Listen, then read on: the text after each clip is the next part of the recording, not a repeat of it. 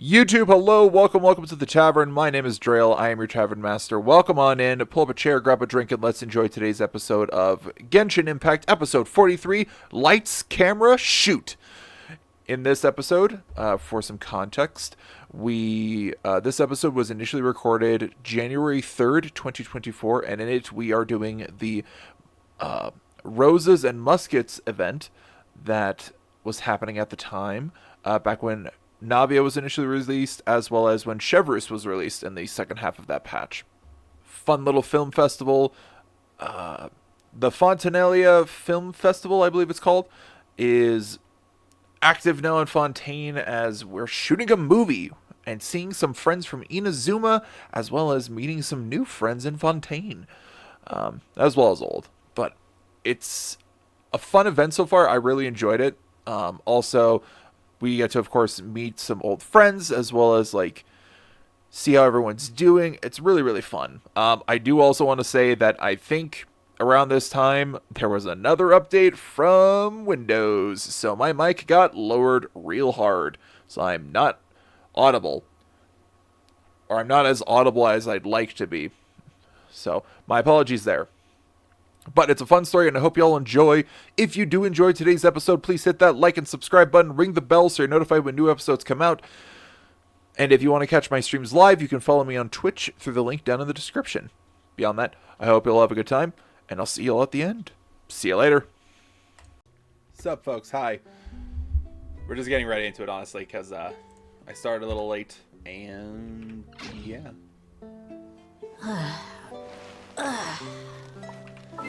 On the plus side, I already did all the daily commissions before the stream, so just gonna get right into the event.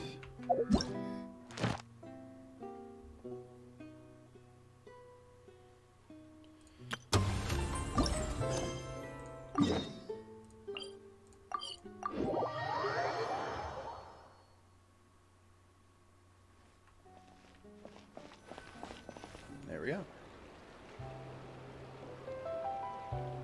Seriously? But, Mr. Morris, I don't understand, sir. How can you only be telling me this now? I'm afraid that there's nothing really I can do. I'm really facing a crisis. My hands are tied. But what about my film? Well, I'm afraid you'll have to come up with something on your own. Take it from me. Sometimes you just have to let things go. Same goes for this film festival.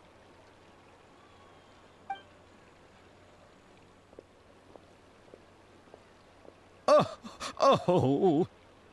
Hey, isn't that Xavier? So he's back in Fontaine now! Xavier! Oh, why, if it isn't the dear Traveler and Paimon. I really didn't expect to bump into you here at this time. How have you been? Well, I was doing just fine until I received some terrible news just now.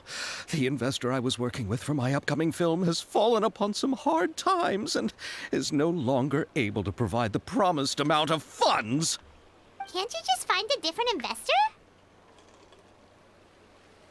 Unfortunately, that's not how it works. We had signed an agreement specific to the Fontinalia Film Festival, stipulating that I cannot work with any other investors until the festival is finished.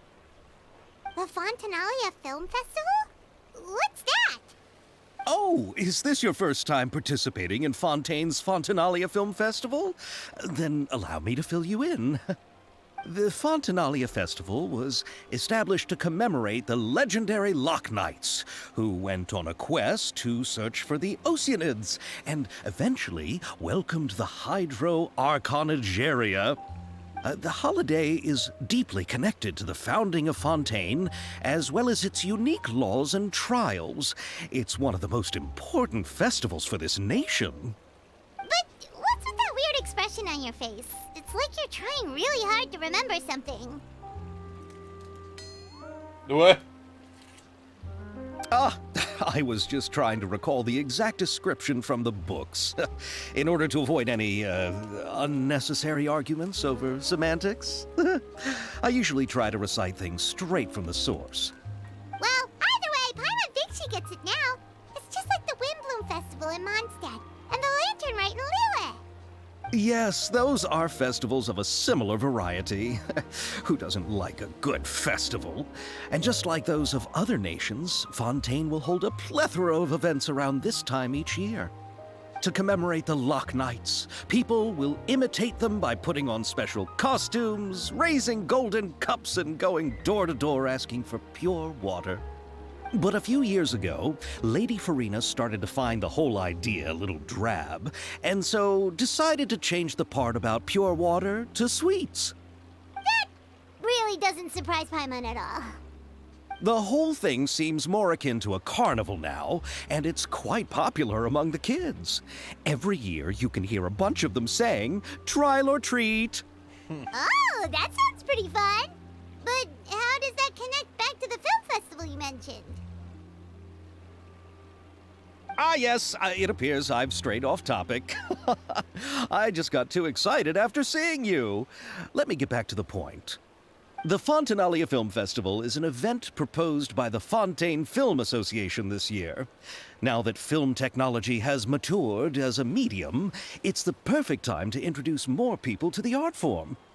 During this time, people may submit films to be evaluated, and the entry with the highest score will be given the Farina Award by the association. The what award? The Farina Award. You know, after the Hydro Archon. They coined it while Lady Farina was still in power, but even though things have changed, no one has made any motion to update the name. Perhaps everyone still thinks of it as a pretty appropriate name. Even though she isn't the Hydro Archon any longer, Lady Farina is still Fontaine's superstar. Anyone with eyes can see the way she shines on the stage. Huh. Alright. Guess the name does work pretty well when you put it that way. Oh, but who would have guessed there'd be an issue with the funding? How will I ever explain this to Miss Chiori? Not to say all the other actors who traveled all the way here from Inazuma. Chiori? Sounds familiar. Where have we heard that name before? She runs the clothing store in the court of Fontaine. Yes, that's her. I asked her to oversee the event's art direction, including the design of the actors' costumes and appearances. Oh, Paimon remembers now! Navia said that her clothes were designed by Chiori, and Kirara's outfit too!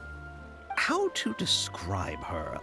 Well, she tends to be pretty direct and can be very forceful when it comes to dealing with people. The fashion world in Fontaine has dubbed her the Thundering Seamstress. Her remarkable designs have led many Fontainians to become very interested in Inazuma. Anyway, Chiori is acquainted with all the actors I've invited from Inazuma. Without her help, I don't think I would have been able to get such an international cast for the film. She really is a kind soul. Who are the actors from Inazuma? Do we know them? Why don't the two of you accompany me to the Aquabus station to welcome them? Judging from the time, the Aquabus should be arriving shortly. Chiori will be waiting to meet me there as well. The crack of muskets breaking the silence. Nice.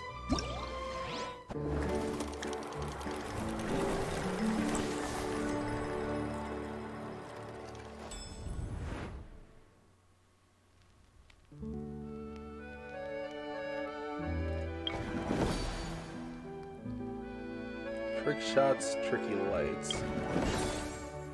Extreme drive. Cool. Oh.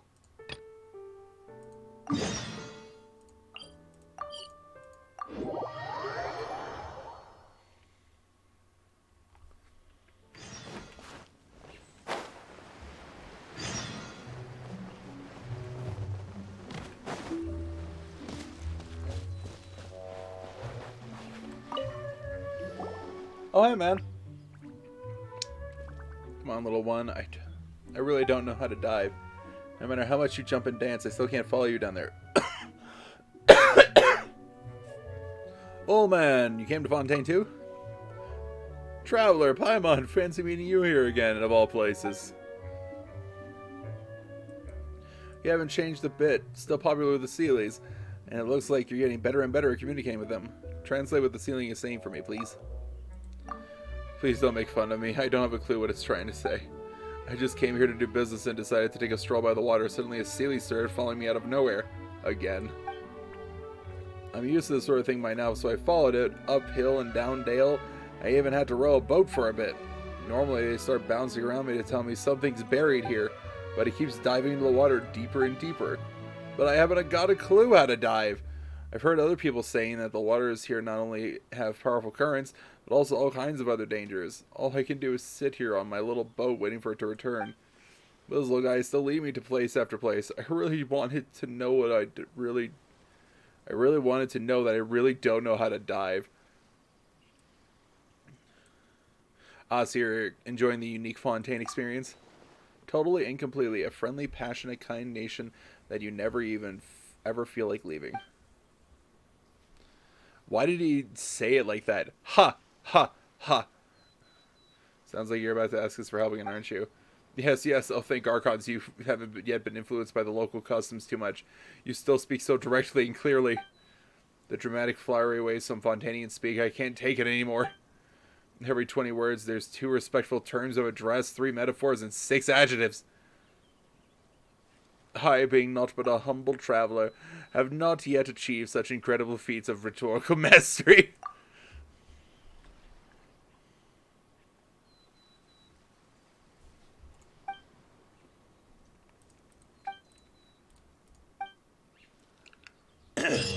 Thanks, man.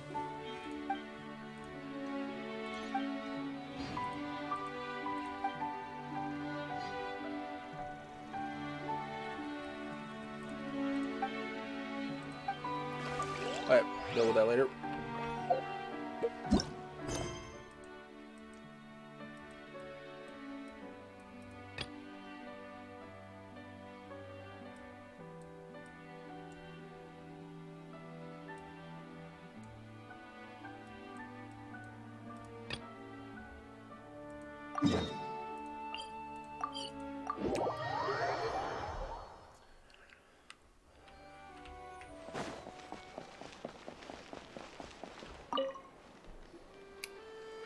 Petite Lumiere. Great day, isn't it?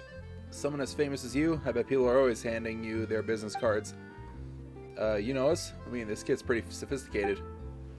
Famous director. Holding another in contempt merely on account of their lack of years is a mistake only the most ignorant would make. I suspect the two of you are not quite so shallow as that.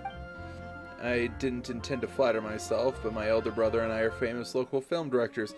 Everyone calls me Mr. Petite Lumiere. Do you plan on giving us your business card as well? Correct! I'm quite keen on learning more about your adventuring experiences. In my industry, extraordinary stories are always in demand. As you appear to not be well acquainted with me, allow me to introduce myself. My other brother and I have been working together to produce films for quite some time, and have already had quite a few blockbuster successes. Perhaps you've seen Employees Leaving the Factory? No. Oh, that's okay. How about The Arrival of the Aquabus? I haven't seen it either. Ah, I see. That is nothing too remarkable. The road to fame and stardom upon which we two brothers tread is yet long, and we will certainly make even more popular films in the future. Film production and constructing and planning narratives and performances of actors, the cooperation between cameraman and director, and the post-production and processing, all of it is truly fascinating process. And among all these, I believe that this process of filming itself is the most technically demanding. What you choose to focus on while filming decides the information that will be conveyed to the audience, the atmosphere they will feel. Of course, the narration is very important, but you cannot expect a story to rely on narration alone. 4 shots. I've always believed that you only need 4 shots to construct the smallest divisible unit of a story. Within just these 4 shots, a genius can work miracles. Would you two like to try? Seize this opportunity and to revel in the glamour and charm of filmmaking. So what should we do? It is simple. I will provide you with a few simple themes that have already been formulated into short scenes. Themes in short scenes. Nice rhyme. The important thing is to try out different ways of handling both narration and camera, and combining them to film a few short scenes. Are you two interested? Our interest has been piqued. Marvelous! Then once you two are ready, we may go to the filming locations I have already prepared. I will give you feedback on your finished products.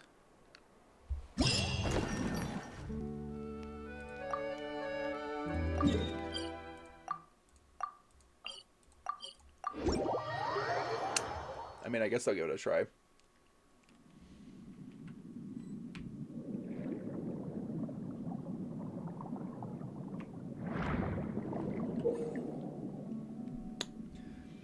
Into the frame, film several shots according to the director's requirements and compile them into a video. Camera positioning is key, and you should ascertain the camera position required beforehand. Some of the shots come with narration requirements. Select the most suitable narration according to the story. Once the positioning and narration of all shots are selected, you can start filming and view the results. Your video will be rated according to how closely it adheres to the director's requirements. Do your best to satisfy all the requirements and receive a higher rating to win awards. Okay.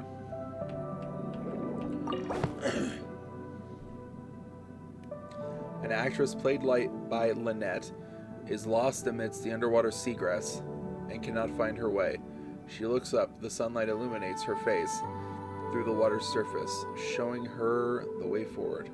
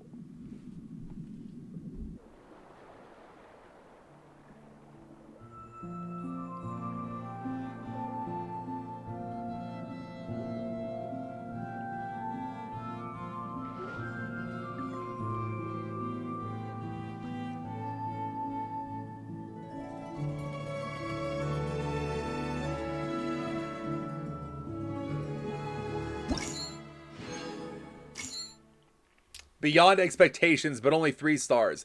What do you mean?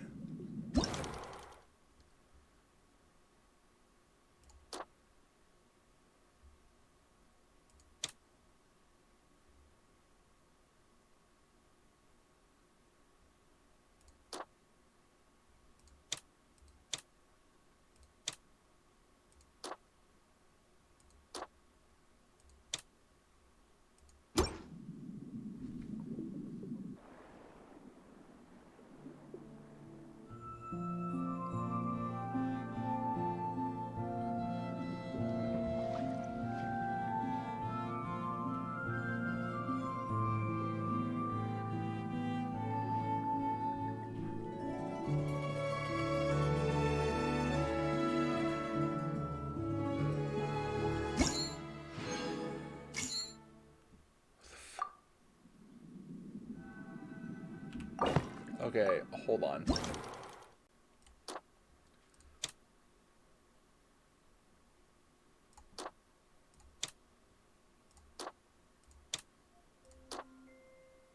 One second, folks. I'm back. We're gonna try some different shots.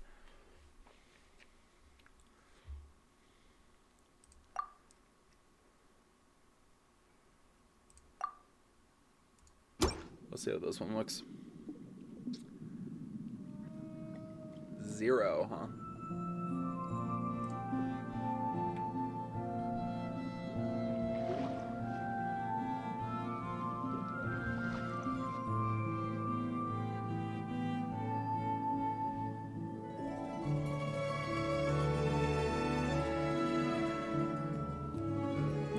Interesting. So there are some that are worth 0 points, and the good ones are worth 20.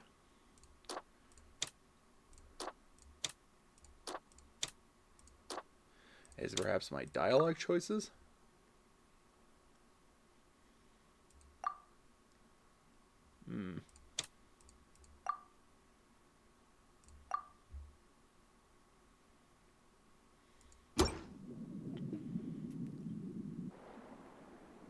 It was the dialogue.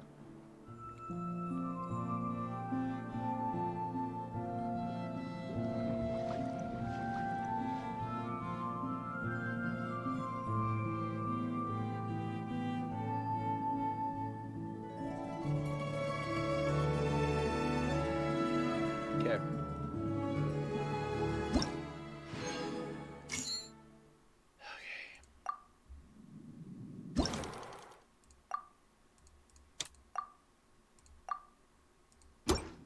All right.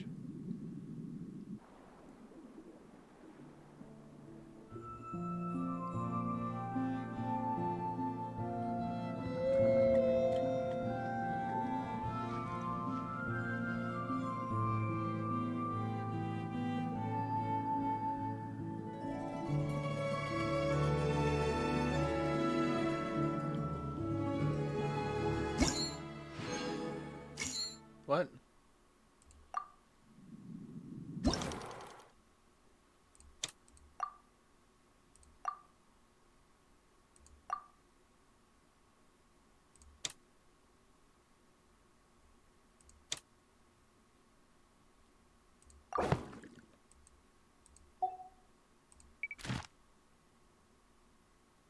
This makes no sense, though.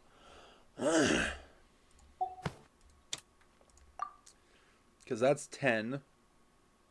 That's 10. This is probably 0. This is 0. This is 0. This is the max points I can get.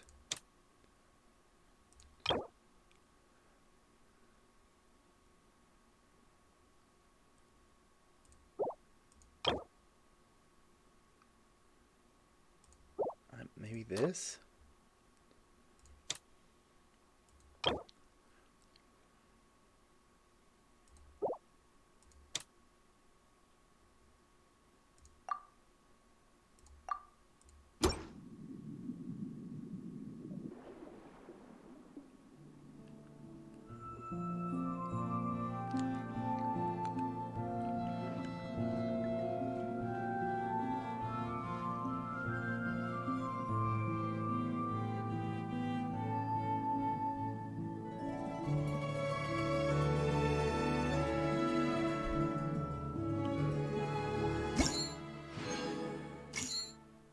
What?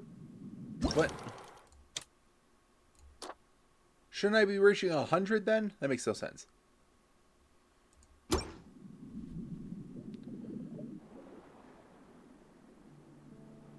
30. 20.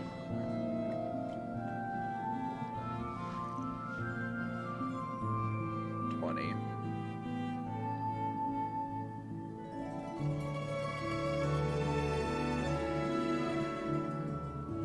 There we go.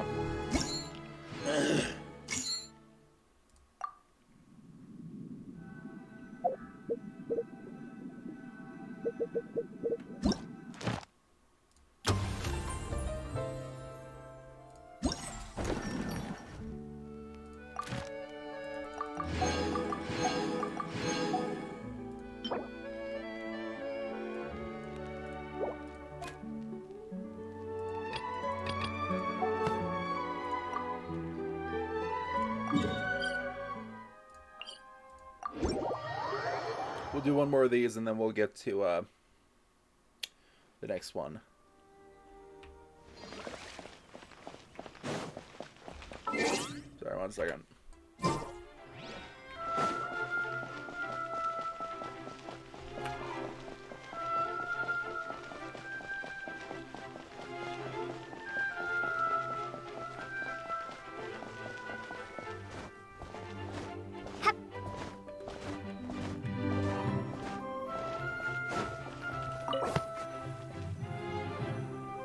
Under the sweltering sun, the protagonist, played by Navia, is waiting to meet with her friend, played by Paimon. The latter cannot endure the merciless sun and appears listless and downcast before the protagonist's eyes. Takes out the umbrella and sunglasses she prepared, indicating her friend should take shelter from the sun together. This one.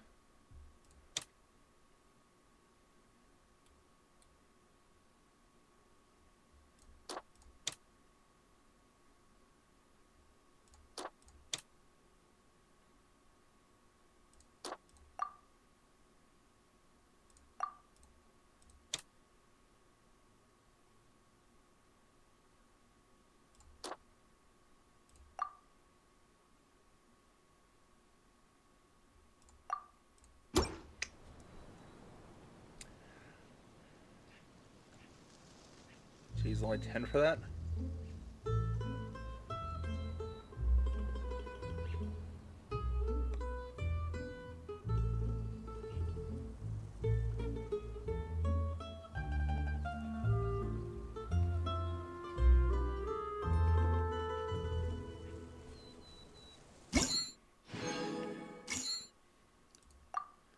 Alright, there's one more little thing. It's this one, isn't it? Yeah. Ah. There we go. That'll max it out.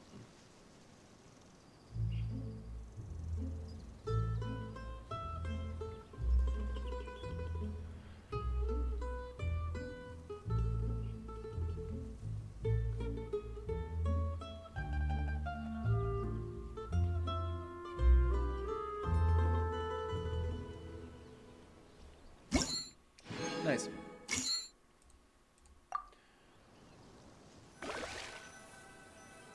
Alright.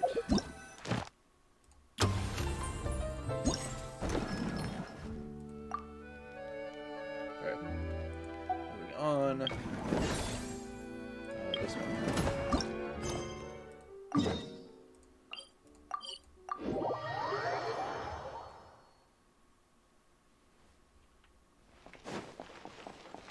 Hello, man. Turena. Take your positions, form ranks, muskets up, take aim, and fire. Repel the enemy advance. Come, take part in the Special Security and Surveillance Patrol special event, and experience the joy of being a musket sharpshooter. Musket. Not a concept we're too familiar with. Look at the stall this guard set up. Paimon can't help but wonder what events she mentioned could possibly have to do with the Fontinalia Film Festival. Ah, it's the Super Zenith boss level forces. What a blazes are you doing here? If you two help me promote my booth, I'll be able to hit my quota for sure.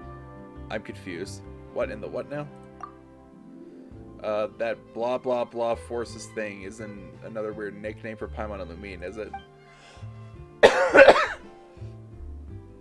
It's a title for you two that's becoming popular among some members of the guards. You might not remember, but we actually met before, but considering how ordinary looking I am, the fact that I'm just a mediocre sharpshooter, I'm not surprised that you didn't leave much of an impression. Anyway, let's just pretend this is our first meeting. I'm Turena, a special security and surveillance patrol trainee, and I'm in charge of handling all sorts of odd jobs for the patrol. Given how popular the film festival is, the special patrol is hoping to ride its coattails by running a publicity campaign, with the aim of spotting hidden talent among the citizenry. So ta-da, behold, the shooting simulator on the table in front of you, known as the 1,000-pace interdiction arc-minute sharpshooting zone. This thing looks like a little model of the Court of Fontaine. Aha, but not just the Court of Fontaine. This sand table allows you to change the area so you can switch to the wilderness scenery if you want to. Much less spectacular than the Court of Fontaine, though. Combined with a special pair of optical goggles that the Fontaine Research Institute developed for us, it lets you simulate taking on enemies from on high, just like a real special patrol sharpshooter. Basically, it's a game where you simulate using a musket to aim and fire at targets, right? But the name is so hard to wrap your head around. What are interdiction and arc minutes supposed to mean? I came up with the event name based on the famous line that Captain Chevreuse once exhorted us with, which aptly expresses our lofty aspirations. An outstanding musket sharpshooter always strives for pinpoint accuracy. At a distance of 1,000 paces, your shot grouping should be no less than an arc minute. In reality, though, based on the current processing precision of mass-produced muskets and the eyesight of our sharpshooters, achieving a dispersion of less than a single arc minute when firing from any further than 100 paces away, let alone 1,000, is wishful thinking, to put it mildly. But if we're talking about Captain Chevreuse, I wouldn't put it past her. Well, slow down a second. You're making Paimon dizzy. All we need to do is have fun. Super Zenith boss level force is right. Sometimes it's not worth overthinking things. Just give it a go. When I first joined the patrol, Captain Chevreuse told me that too. Anyway, please take these goggles, and when you're ready, you can start playing with the simulator on the table. I was curious what it felt like to fire a musket anyway. Looks like it might be fun.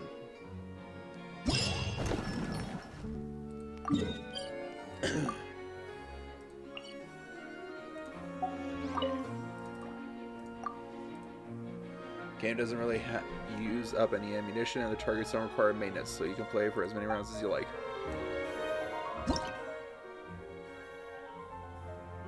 Oh, interesting.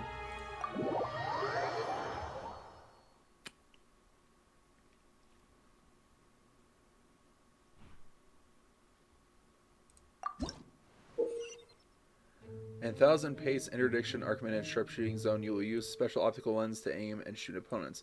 Press the aim button to start aiming. Aim at the targets and press shoot to fire bullets at the target and your lenses. Okay. Ammunition is limited in some scenarios. Utilize limited ammunition to defeat all enemies. Adjust the horizontal. Okay.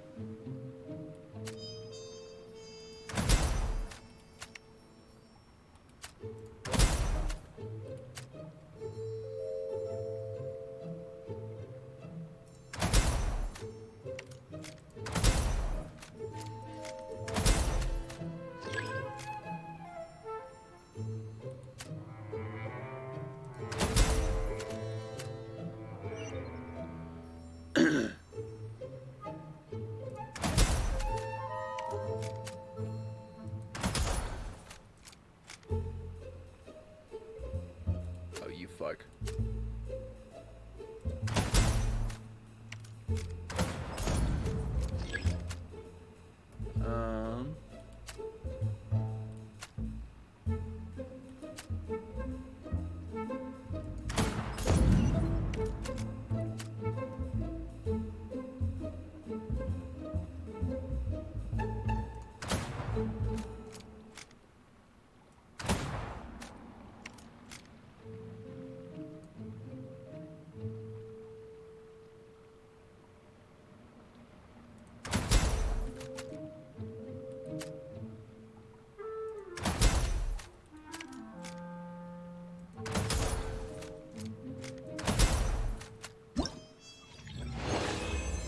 There we go.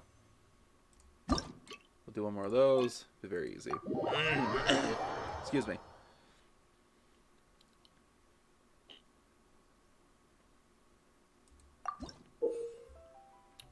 A valid target may appear in certain scenarios to defeat all enemies while protecting the target.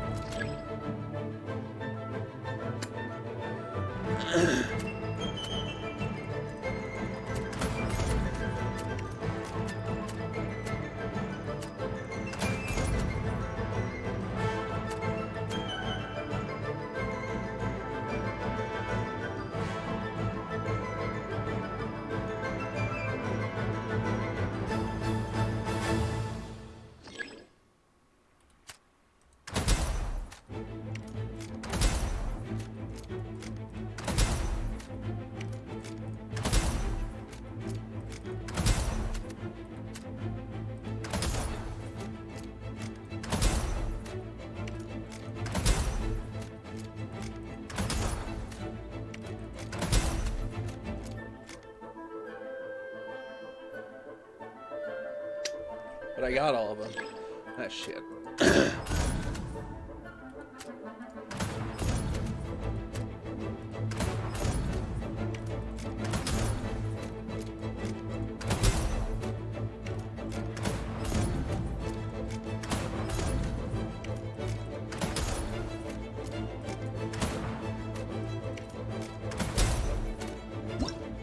There we go. Easy.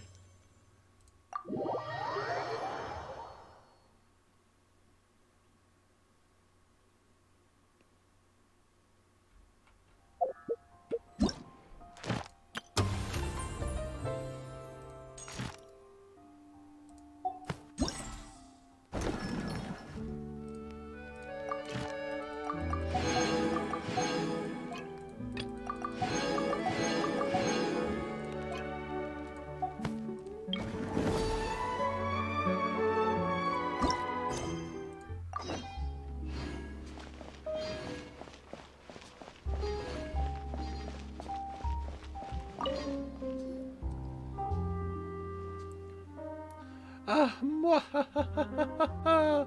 My two radiant guests, you're finally here. You must be the legendary adventurers of Tivat and rising superstars Lumion and Paimon. Do you need our help? That's not prone to exaggeration, but also a user of strange adjectives. Paimon feels like everyone we've met who comes straight out with such flattery and Sebastian to do something for them. How other than, what do you want? Oh, no. I don't want anything from you. I simply wanted to put forward a win-win proposal.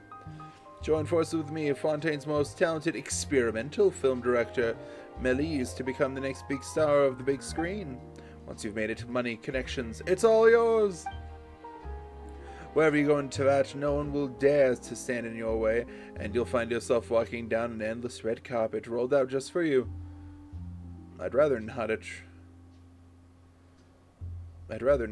even more unwanted attention. We don't even have much experience acting on camera. If it were true that we could get famous just by collaborating with you, then why aren't you already super famous director, huh? And where are all your stars that you've worked with? You saw right through me. If only someone could set up a special training school for actors. I need someone who not only knows how to fight, but also how to control their expressions and inject emotion into their lines. In short, I need someone who can do it all. But such genius simply doesn't exist. So far, I've only finished planning the regular acting parts of my avant-garde production. I haven't even started on the action scenes, let alone finished my first film. I'm worried that I'll have to resort to employing stunt doubles. So that's why you two are the perfect candidates. You want us shooting the fighting scenes? You hit the nail on the head. It's the perfect solution to having actors who can't fight. We are pretty good at fighting, but people won't be able to tell we're not the same people just by looking at their faces. In theory, yes, but the action scenes are absolutely central to my experimental production. If you do a good job, I'll make you a regular acting scenes into silhouette shots. There weren't even many lines to begin with. I'll make the other actors cake themselves in makeup and adjust their silhouettes so they fit your profiles. With a bit of lighting magic, no one will even know the difference. In a way, the regular actors would actually be your doubles. Anyway, they aren't as well known as you two. I'll even pay you royalties. So basically, if we help you, we'll be handing the starring roles on the plate, just like that. You'll receive a large payment and it'll do wonders for your reputation.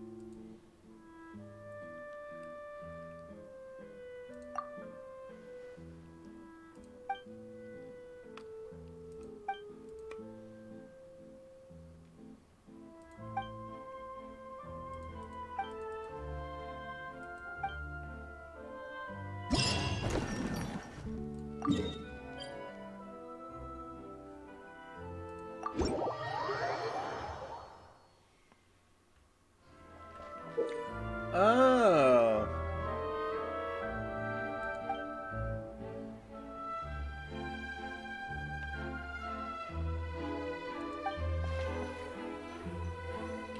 Now it makes sense.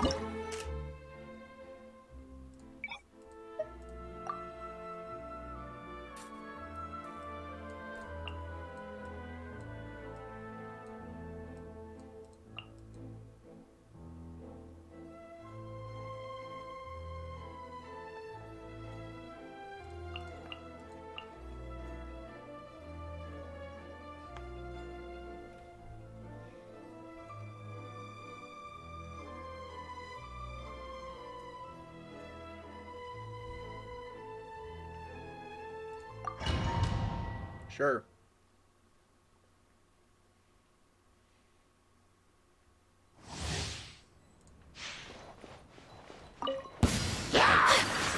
Whirling snow! Access! I'll protect us. Take flight!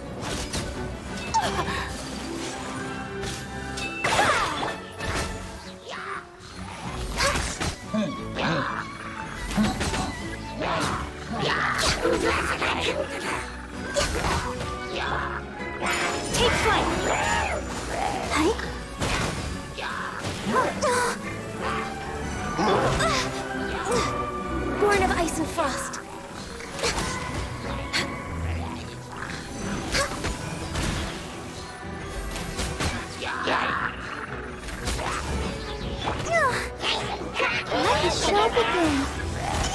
No touching!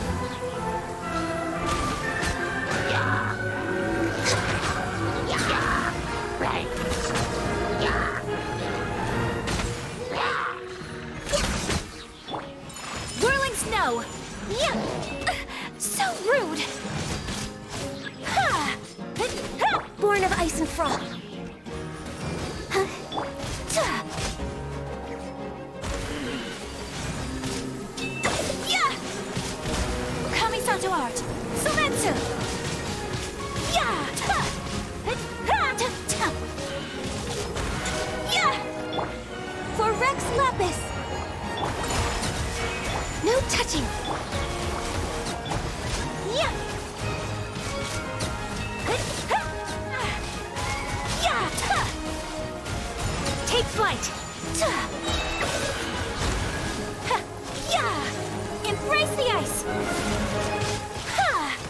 Yeah! Ta! All hail! Whirling snow!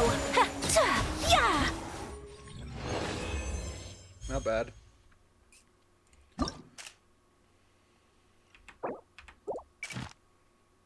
Yeah, not bad. Maybe better, but not bad.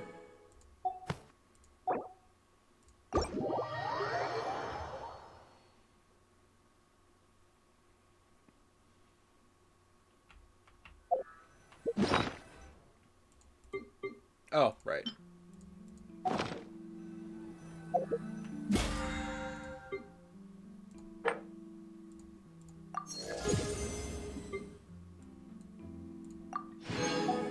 Alright, before I forget.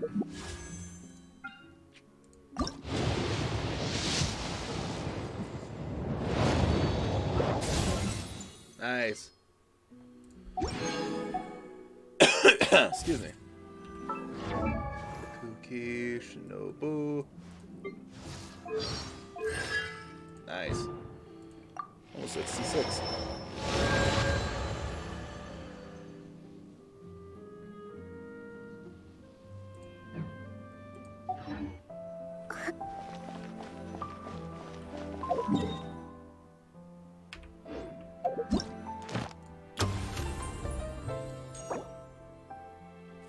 Oh, nice.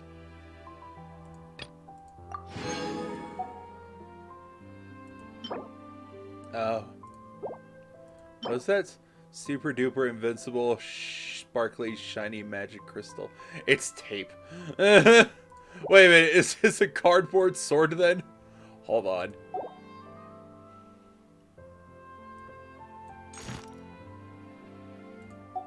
Which one haven't I done yet?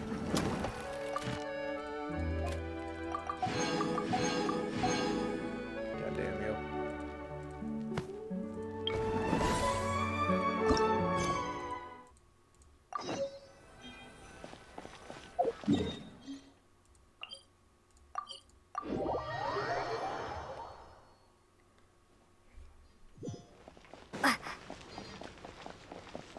Hello, ma'am.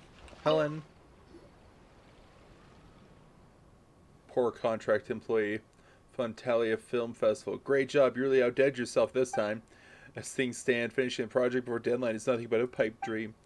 Oh, I'm not just in for a scolding. The boss is literally gonna kill me. Why is that young lady over there crying? Do you think she needs a doctor? I wonder if there's any professional therapists in Fontaine. When did you get here? Thank you for your concern, but right now, what I need is a doctor that can resurrect my dying career. Paimon's pretty sure there isn't. It's something a doctor can fix.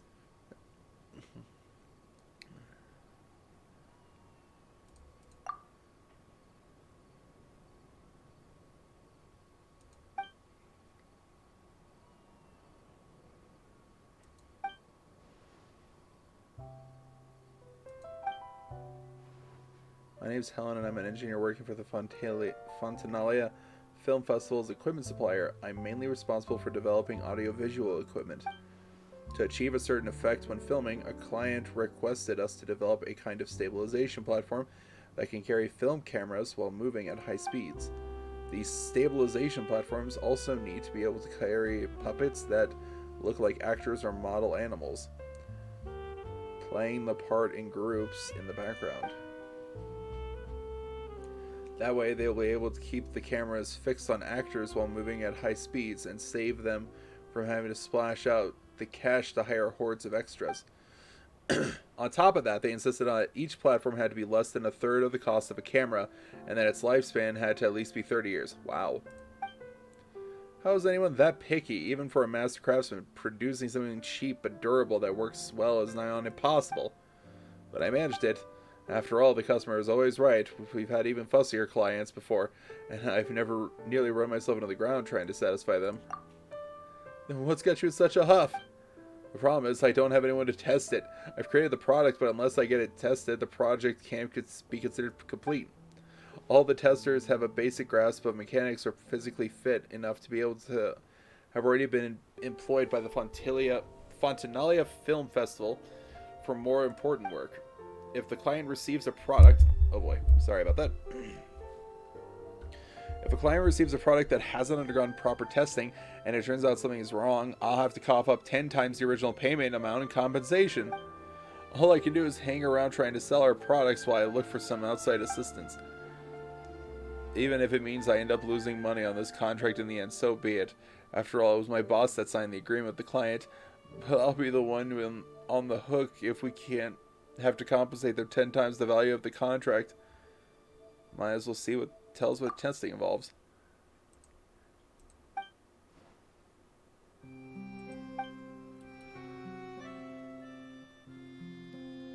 I set them up to avoid anyone that gets too close to it. Oh, right. The tester has to run after stabilization platforms within a specified area and chase after as many platforms as possible into the target area as quickly as possible. For someone with poor stamina like me, chasing a stabilization platform more than a few steps is enough to make them collapse from exhaustion. It's just a bit of running around. Now that you've described it, Paimon's positive this will be a piece of cake. It's just a few machines. Just wait. We'll be hot on their trails in no time. You might even end up overtaking them if you're lucky. Testing limits and that sort of thing is a walk in the park. For real? What? Genuinely? You're actually serious? Then I'll pay you. Please! The commission. We won't say no to that. But under the circumstances, if we accept too much of your money, our consciences won't forgive us. Just pay us however much you'd usually pay your testers. Miracle workers, that's what you are, not just doctors, but miracle workers, here to resurrect my dying career. The testing site is an empty domain near the city. Well, I'll leave it to you two then. You have my undying gratitude. After this many years in business, finally a bit of luck. The boss won't be killing me tomorrow after all.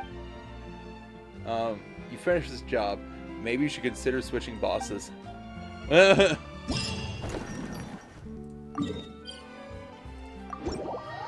We'll do one of these and then we'll get into the story.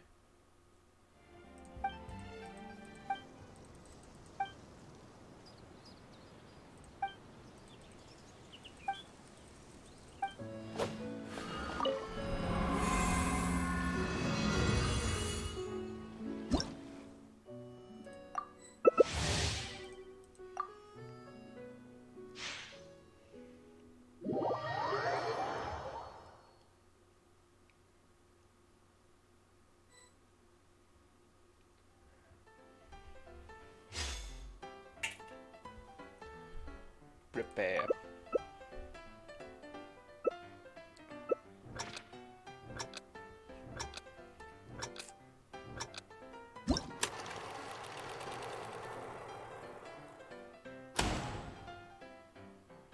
Green. Here, I think. No? Maybe.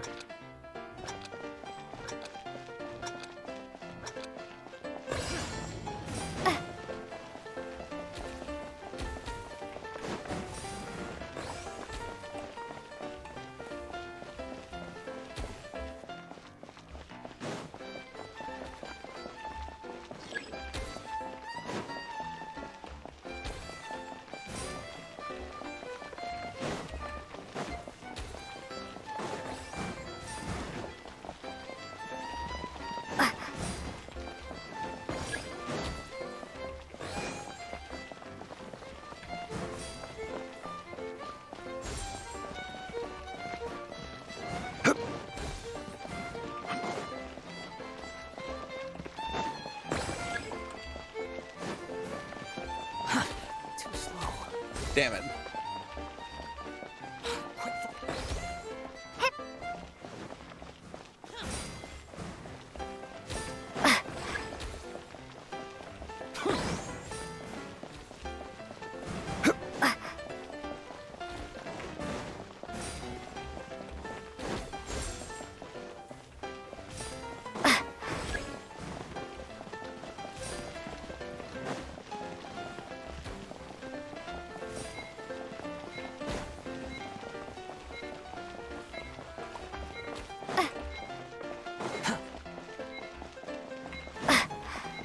Fuck you. God damn it.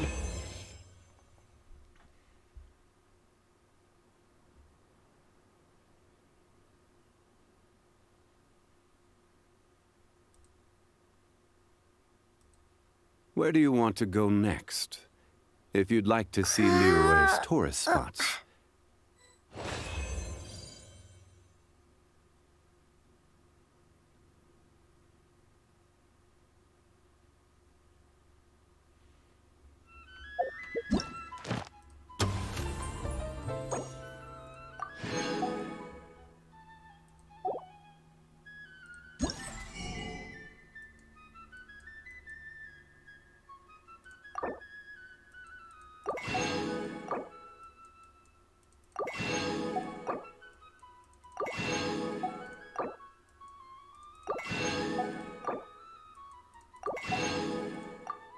Alright, and there we go. And then...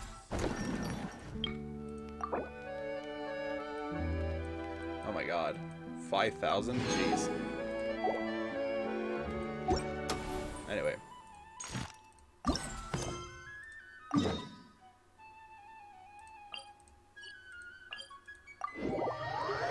Back to the story.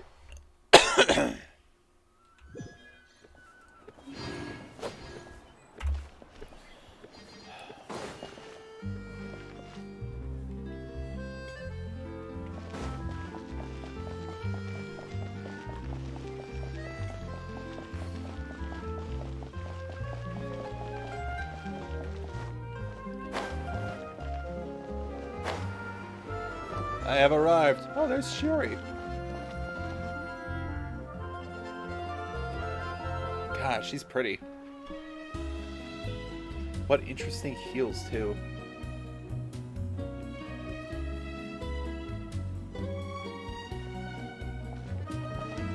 Miss Chiori? Hello. Your talk with the investor sure went fast. The Aqua Bus hasn't even arrived yet. Oh? And who are they? Allow me to introduce you. This is the Traveler and Paimon. Pleased to meet you. Likewise! We've heard the owner of Chioriya Boutique is a skilled seamstress, so it's a real pleasure to finally meet you in person.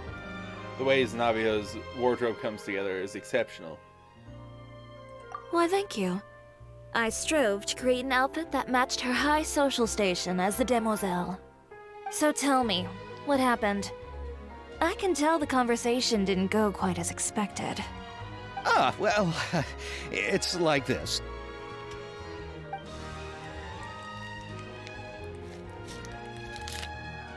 Ugh. I know, Chiori, you don't have to say it. You did remind me that this investor was a little bit sketchy. Yes, there's no doubt about that. But how could I pass it up? He offered me twice as much as the others. And therein lies the problem. Yes, but just put yourself in my shoes. After obtaining such an excellent script, it's only natural that I would want to make the most of the film. The budgets that the others had proposed were nowhere near enough.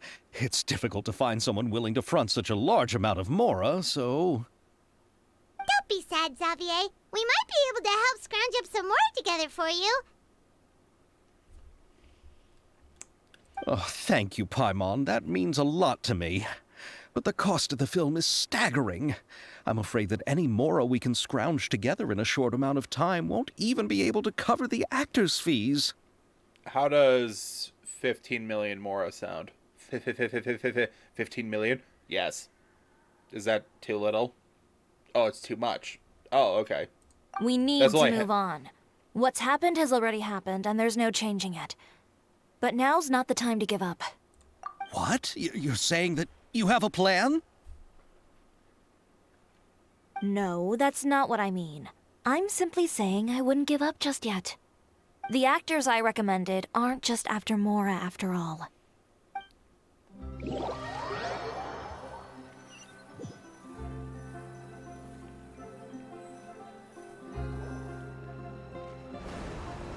Hey, yo.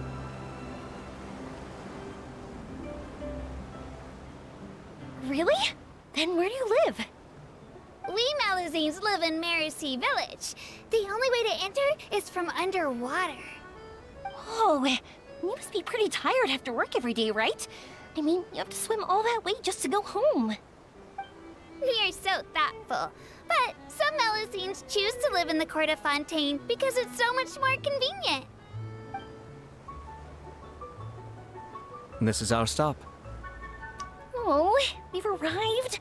But I haven't even finished chatting with Aval yet. I also enjoyed Aval's introductions to Fontaine along the way. Everything you described was so clear and detailed that we can't help but want to hear more. Thank you so much. I'm usually working here on the Sakura bus, so I hope I'll have the chance to see you again. There are still many more places I'd like to introduce to you. Cute. Also, the gang! Yoimiya, Ayato, Ayaka! Welcome to the court of Fontaine. Chiori, you sure have changed a lot. This is the first time we've seen you since you left Inazuma. I haven't realized it's been so long.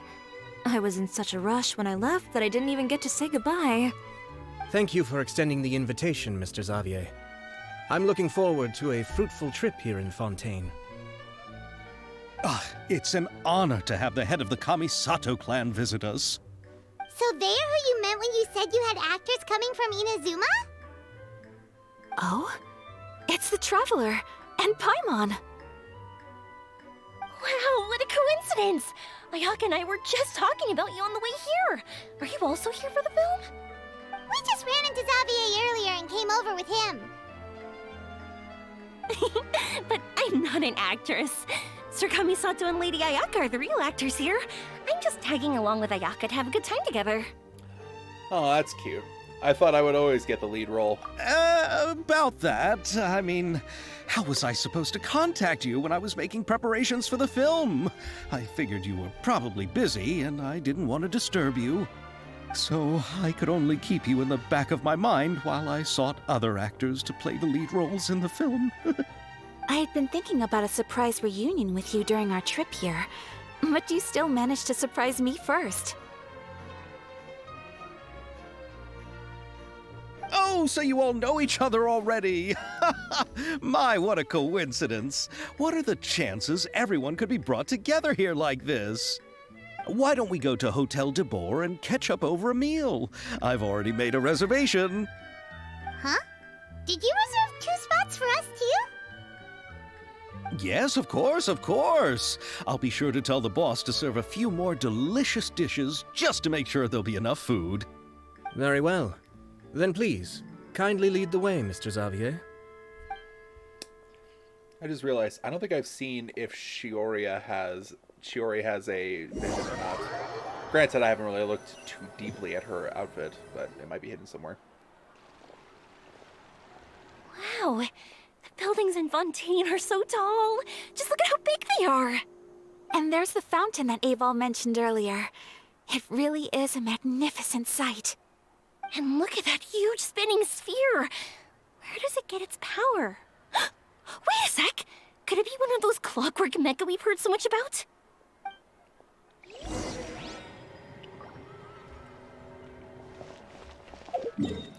Okay, this is still being... There we go. It was just a blinking away on my map, and I didn't like it. I didn't like it anymore. Hotel de Boer.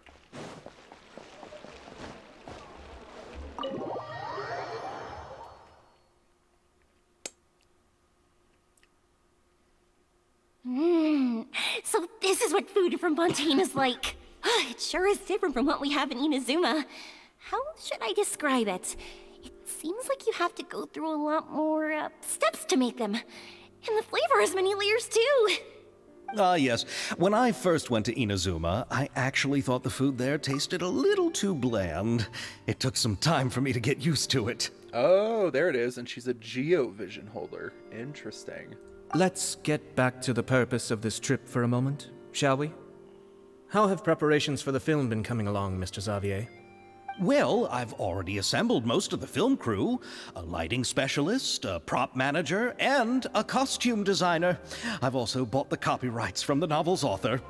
Oh, it's called The Two Musketeers, right? I read the script you sent me on the way here. The story is pretty good. Originally, I was planning to start filming as soon as Sir Kamisato and Lady Ayaka arrived in Fontaine, but I'm afraid I've run into a bit of a problem. Oh? What is it? It has to do with the film's investor, Mr. Morris. He suddenly informed me this morning that he's encountered some financial trouble and will be unable to release to me the amount of funding agreed upon. It's said that Fontaine's legal system is well developed. If he has violated the contract, then can't you simply take him to court over the matter? Well, I'm still more concerned about filming. Even if I were to take him to court, I'm afraid it would take months before the case could even be heard. Then, is there a way we could raise funds ourselves to solve the problem? I've considered that option too, but unfortunately, it's difficult to gather such a large amount of mora on such short notice. Besides, we have to consider the film festival's submission deadline. Shoves pile of mora on table. I have more to spare. Film! Mr. Xavier, if Ayaka and I were willing to perform for free, would that resolve the problem you are currently facing? What? No, out of the question. To have you come all this way just to act for free? Oh, no, that won't do. There's no need to worry, Mr. Xavier. My brother and I had actually intended to work for free after receiving your invitation. Inazuma has only recently reopened its borders, and needs to strengthen its relations and cultural ties with other nations. We didn't have many collaboration projects with Fontaine in the past, so we hoped this trip would serve as a good start for the future. Indeed. You could say that's the real reason why the Yashiro Commission agreed to come to Fontaine.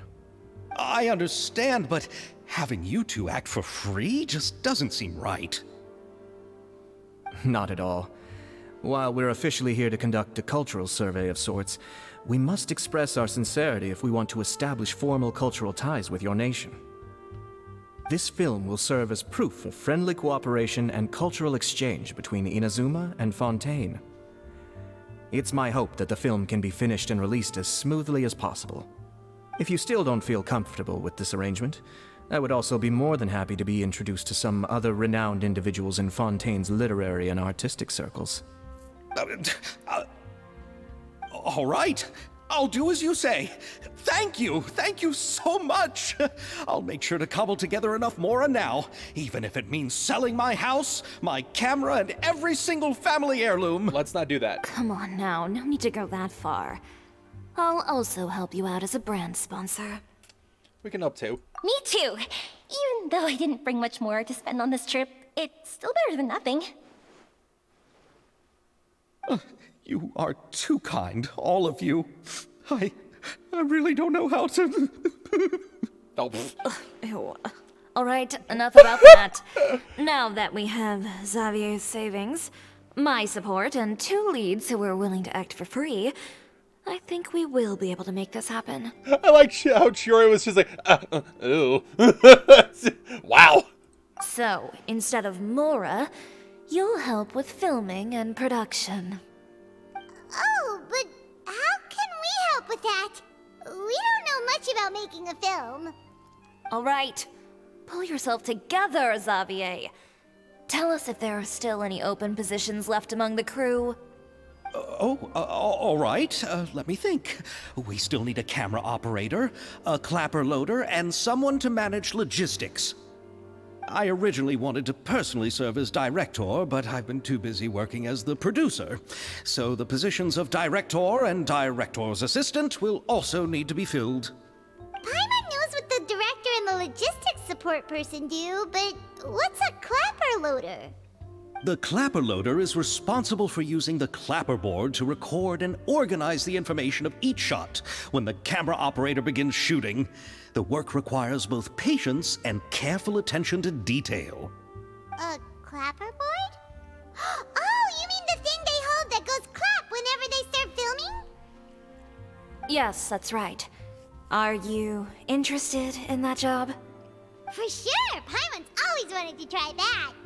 All right, then you'll be our clapper loader. I can find someone from the store to help with logistics. What do you think, Xavier? Well, fine by me. As for our camera operator, I was thinking of letting the Traveler take the role. Oh, she's great when it comes to using a camera. Paimon can't even count how many things we've taken photos of during our journey. Yes, that's also what I was thinking. I noticed the Traveler had an eye for photography and composition when we worked together previously. I'm sure that's due to the traveler's journey across Tavern and all the places they've seen.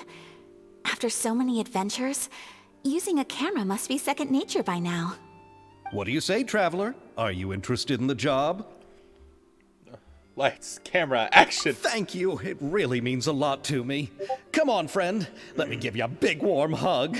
I think we'd better get to work. So all that's left for us to find is a director and an assistant. Oh, me. I want to be the director's assistant. All we need to do is help the director, right? I can handle that. All right, then all we need is a director. Oh, all the well-known directors in Fontaine are probably also busy working on their own films these days. I'm not sure who will have time to help. Oh, Farina helped out a theater troupe recently by serving as an artistic consultant. She could be a good director, right? Besides, it's not like she has anything else to do right now. Paimon. Farina? Do you really think Lady Farina would be willing to help us with our humble project? Isn't that the name of Fontaine's Hydro Archon? My brother has already informed me about what happened here in Fontaine. Yep, that's her. She helped out a theater troupe not too long ago, and now she's taking up work as a director. Well, I saw that musical. Her performance was perfect, and the storyboards were also excellent. Don't let her former identity intimidate you. She's the best candidate we can think of right now. You'll never know until you give her a shot. fine. You're right, Shiori. I'll do anything for the sake of my film. Anything! Then I'll have to ask the Traveler and Paimon to show me the way to Lady Farina's residence. I just hope she'll agree to help. Do you need us to also come along? No, there's no need to trouble you with this. Besides, you've just arrived in Fontaine, and I'm sure there are many places you would like to visit. Just leave this task to me. It's part of my duties as the producer. Very well. Then we'll be waiting to hear the good news. I'll go with you.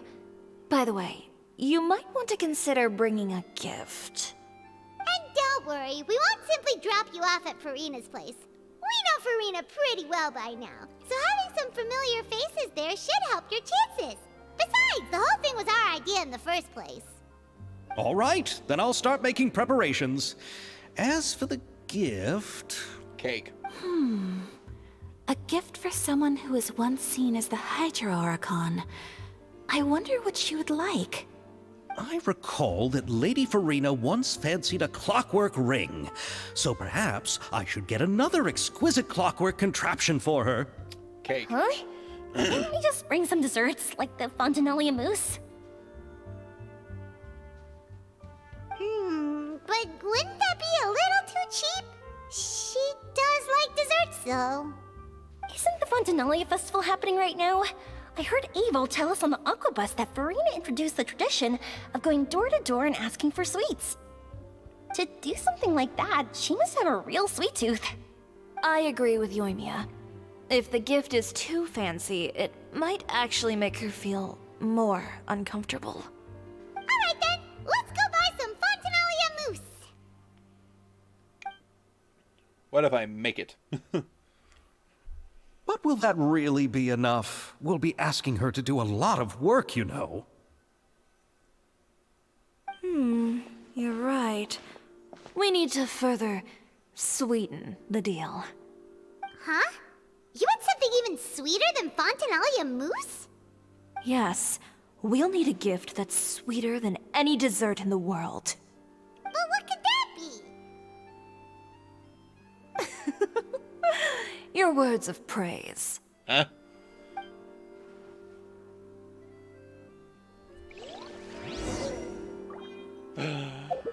A recipe. Haven't got one of those in a long time. You go ahead. No need to worry about us. Yeah, you sure? Oh, I hope Farina will like the gifts we prepared. Oh, and if you still think we should get something else for her, just let me know. I should be able to make some fireworks. Oh, God.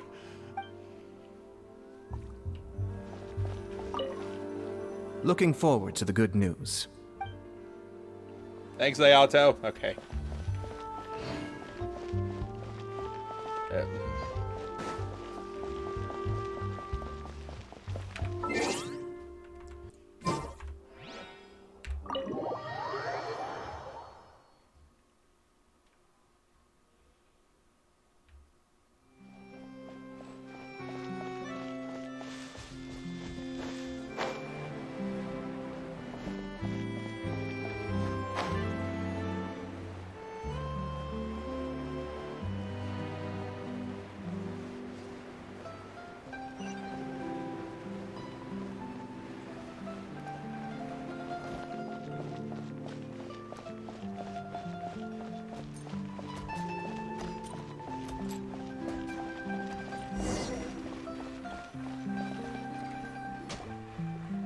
We're here! This is where Farina lives.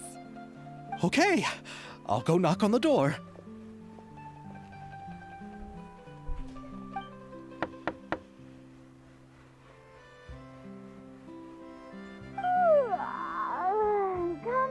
Coming. Seriously, who's knocking before afternoon tea?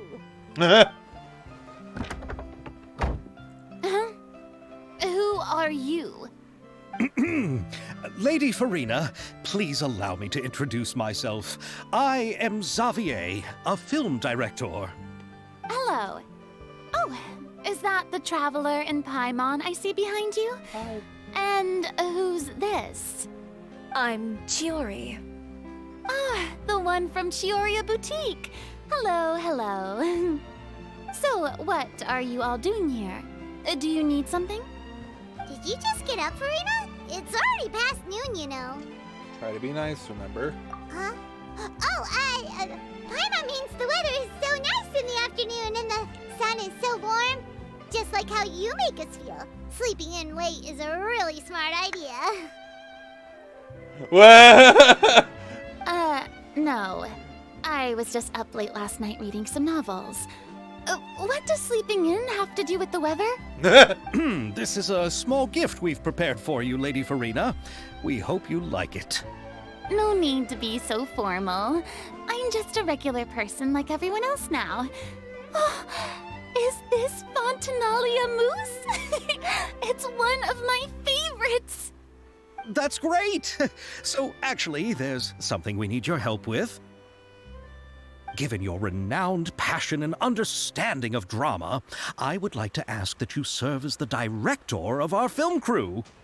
Oh, but didn't you just say that you're a director? Yes, but for this particular project, I'm mainly working as a producer. Besides, I'm sure that your understanding of the performing arts far surpasses my own, Lady Farina. Are the Traveler and Paimon also part of the film crew? Yes.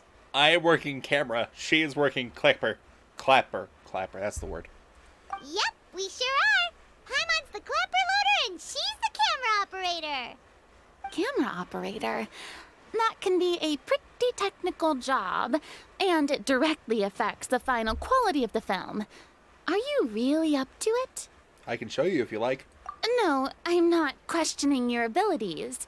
It's just that I've never really seen you use a camera before. Maybe you can come up with a test for the Traveler and see for yourself. If she can satisfy you with her camera skills, then you'd have nothing to worry about and can join the team. What do you say?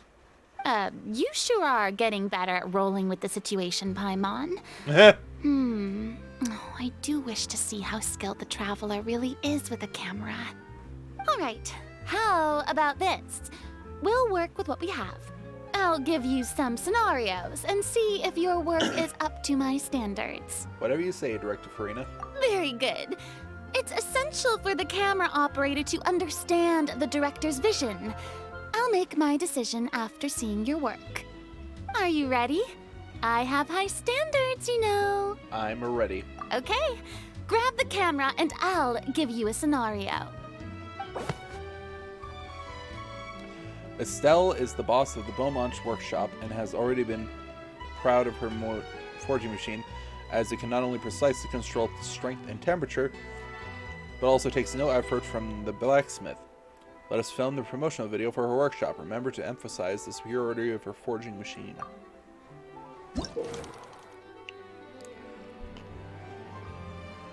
Yep. When filming, there will be a narration requirements. Select. Try to satisfy all the director's filming requirements. After selection, most suitable choice of all, you may begin filming and see the result. Okay. Need a scene that shows off the Beaumont workshop. I'm gonna say this one. Keeps a closer shot to show off most of the workshop, and while it's not being blocked by her, it's still keeping a good distance.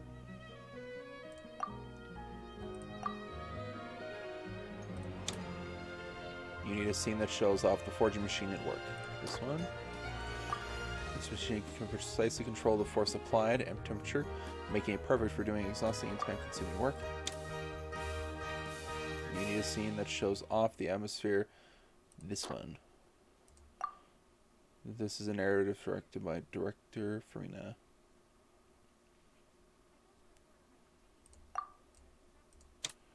You need a scene to show off the weapons arranged. And boxes produced. This one.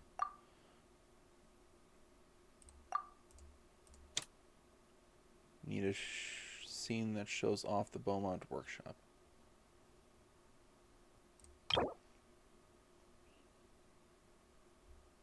I would say this one.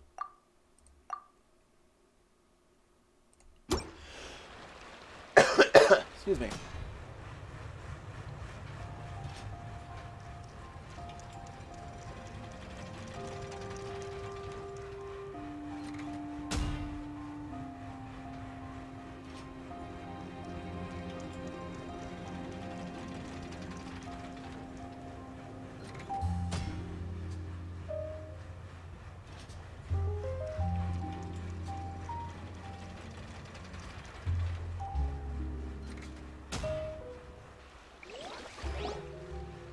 Oh, it appears that you have more skill than I thought. Yes. All the shots had a great composition, and I could really feel a connection to the characters and their lines. So what's the verdict? Yeah! Does that mean you agree to be our director, Farina? Did you think I would agree just like that? After our performance of the Little Oceanid, I've begun to make a name for myself again, you know. In fact, I've already had several troops approach me for the Fontinalia Film Festival. Unfortunately, the scripts were all pretty boring and didn't pique my interest. If others were to find out I agreed to work with you so easily, then, well... Hey, but didn't we have a deal? What else do we need to do to convince you, Farina? Show her the script. Well, what about the pay? Huh? You know, how much you're willing to pay me to be the director? The pay is also an important factor for me to consider, you know. Well, I can offer you this much? What? That's all? If Nervulat were to hear of this, he could charge you with underpaying your labor. I'm sorry, but our crew is in a tight financial spot at the moment. I'll pay you. I see. Well, even though it's highly unlikely now that I'll join your crew, there's still something I'd like to ask. Exactly what film are you planning to make? Oh, our script is an adaptation of The Two Musketeers. Huh? Wait, you mean the suspense thriller novel that was a #1 bestseller? Oh, so Farina's read it too. Of course I read it. I've always had a keen interest in artistic works that strike a chord with the populace. I see. It all makes sense now. You must have used most of the budget to pay for the copyright. Not really. The novel's author transferred the copyright to me practically for free once he heard that I wanted to make a film adaptation of the story. The lack of budget is due to another issue. He probably just wants to get his name out there. So, Mora isn't the most important thing to him right now. It reminds me of a delivery courier who wears one of my designs while traveling all across Tavern. I didn't charge her much for the outfit either. The exposure she provides for my brand is well worth it. So, are you a big fan of this story, Farina? Well, it's alright. The pacing of the story is good, but the character relationships could use some work. When I was reading it before, I always felt like some things were left on a rather unsatisfactory note. I have high standards, you know. Ahem, Mr. Xavier, if, hypothetically speaking, I agree to be the director, how much freedom would I have in terms of script revisions and creative interpretation? Oh, as much freedom as you would need. I wouldn't dare doubt the tastes of Fontaine's greatest star. Good. Then I'm free to alter the script as I see fit. Absolutely, no problem. Now's your chance to make a film that you love. All right. It seems that your crew really can't go on without my care and direction. So, you agree? Yes, I agree. Although the pay is well below what someone of my caliber deserves. A great script calls for a great director. The little ice I mustn't bubble. let a perfectly good story be ruined due to lack of funds. If you have fine cheese and bread, you wouldn't just let it sit on the counter and get moldy just because you lack an oven, right? Thank you, Farina. Oh, Hydro Archon above! I'm not dreaming, am I? Somebody pinch me. Pinch. There's no more Hydro Archon, you know. And it's still a little early to celebrate. There's a lot that goes into shooting a film. Although the trickiest tasks of finalizing the script and casting the actors have already been taken care of, we'll still need to reserve filming locations. Not to say set up lighting and props. And by the way, since we'll be filming The Two Musketeers, we'll need to find an action choreographer. Ideally, a professional who has actual experience with muskets. Yes, I've thought about this as well. I was hoping that you might know someone who could handle the job. Me? If this was before, I could have simply asked Glorand. But it's already been some time since I last talked to her. Navia can also use firearms, but unfortunately, her style is quite different from that of the characters in the story. Could we ask the Special Security and Surveillance Patrol? Oh, you mean the Special Patrol's Musketeers? Yes, that's right. They work with muskets every day. I can't think of anyone more qualified than them. They would be under Nervilette's jurisdiction. Unfortunately, I, don't have any connection with them at all. So, in the end, we still have to start by talking to Nervilette. No need to go to all that trouble. I know their Captain Chevres. Oh, you do? Wait, Chiori, how do you know the captain of the Special Patrol's Musketeers? No particular reason. Running a business means dealing with some trouble from time to time, and she's helped me out on a few occasions. Oh. In return, I've helped her handle a few situations in which the Special Patrol couldn't get involved directly. So, we've gotten to know each other over time. So you're saying there's been times when the Special Patrol needed a fashion designer to handle a situation? Your work is becoming more and more mysterious. It'd be best to keep it that way. Anyway, enough about that. What do you all think about asking the captain to be our musket action choreographer? Yes. She sounds professional enough. She is a captain after all. I have no objections. But I imagine the Special Security and Surveillance Patrol must be busy with their duties. Do you think she'd really have time to help with shooting a film? And then there's the issue of pay. Well, it just so happens that she's also not the kind of person that's just after Mora. As for whether she has time, I'll have to go and ask her first. Then I'll leave that to you. Macaroni's on sale today, so I've got to go. You can just tell me how things went when we discuss tomorrow's plan later. No problem. Having Farina join feels like a big boost to our team. Of course. Just wait until the day of our premiere. You'll witness the true power of my name in these lands. You'll be so glad I agreed to help. I can guarantee that even the standing tickets will be sold out. I'll be sure to ask some people I know to see if they'd be willing to act as extras. Seems like you're finally getting more comfortable with your own reputation now. I didn't ask for the Clapper Loader's commentary, Paimon. I can't wait to see our film's premiere. Then let's get going. I happen to know where Chevrolet is today. By the way, I'm curious. If my pay is so low, then what about our two lead actors? Didn't they travel here all the way from Inazuma? Well, Actually, they told us that they see the trip as part of a cultural exchange, so they didn't ask for any pay. What?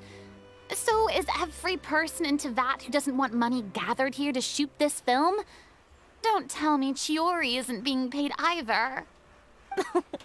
I already knew Xavier from before, and he's also agreed to give my brand some good exposure. It seems the gods have really smiled upon you, Xavier. And that certainly doesn't include me, mind you.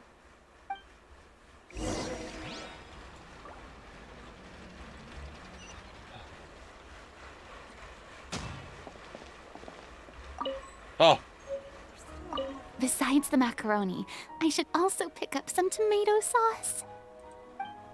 oh, I love it. I love it a lot. Damn it. Excuse me. I am still kind of sick, as I'm sure you can hear. Okay, time to mix it up. You and me as More companions! Hooray! Ayaka. Kamisato Ayaka, present. And whoop. Farina.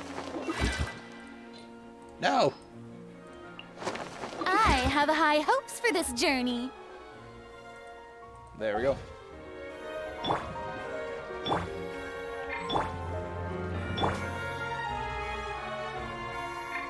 Water jet!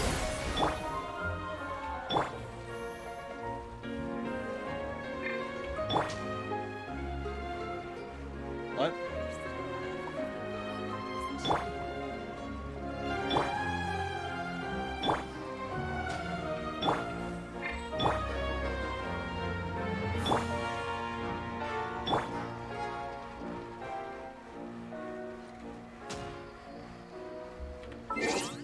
Why doesn't Yoimiya's vision flash? Oh, is that why? Oh. Is that what? Oh, maybe that's why. It only glows when their burst is ready. That would make sense.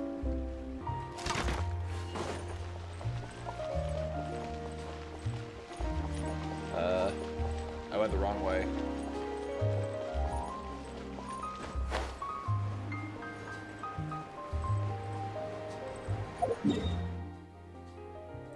I should have just done this.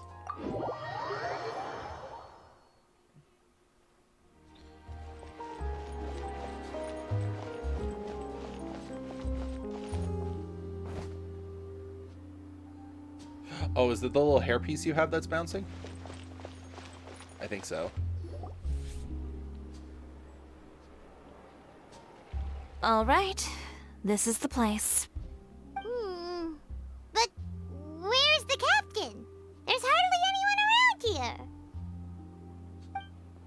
She's over there. The one with an eye patch reading in front of the newsstand. Oh, her! Paimon could tell there was something different about her. She seems kinda intimidating. Please wait here for a moment. I'll go fetch her. She's working now, so you might not want to get in her way. Working? But isn't she just standing there and reading a novel? Just trust me. Oh, alright, let's see what happens then. Shiori sure is a mysterious person. She claims just to be a fashion designer, but she knows all these powerful people.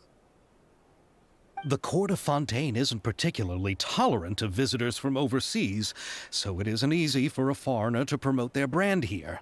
Even more so in the competitive world of fashion.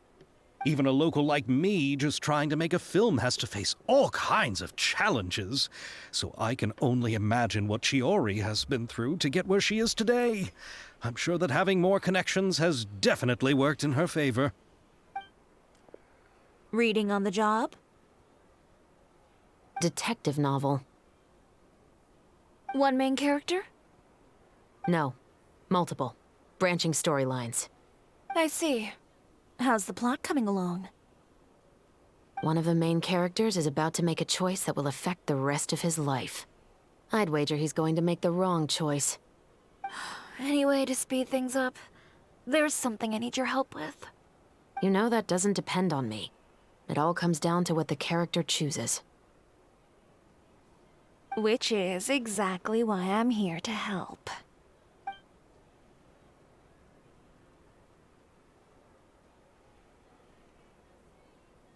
Here's your drug, sir. All right. It appears he made the wrong choice in the end. Halt! Huh? What's going on? Hand over whatever you're holding. Oh, it's just a book. I didn't buy anything else. Then I'm sure you wouldn't mind letting me have a look. Excuse me, officer. I don't mind you standing around here, not purchasing anything, but I'd prefer if you didn't disturb my customers. It's bad for business, you know. Don't give me that act. You won't be able to get off so easily either. I am Chevras, captain of Fontaine's Special Security and Surveillance Patrol. I will say this one last time. Hand over whatever you're holding at once. And before you do anything unwise, let me remind you that I'll have you on the ground before you can even think about making a run for it. All right. I'll give it to you. But please let me say something first. If there's any contraband in that book, then the shopkeeper here is the one who slipped it in. I don't have anything to do with this. Damn. Why, you trying to leave me on the hook, huh? You were the one who said you wanted it. Save it for the interrogation room. Take them away, Letelier.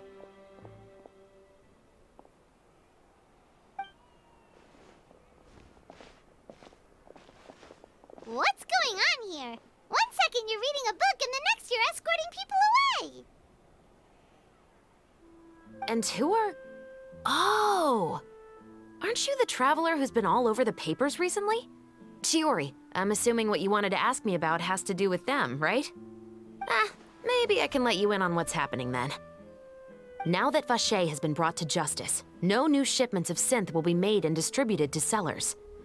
The Fontaine guards have been busy collecting the remaining synths still circulating on the market. Oh. Thanks to a tip from our reliable source here, this should be the very last batch. Oh, so you were pretending to read a book in order to catch the bad guys. Oh, Paimon almost forgot to introduce ourselves.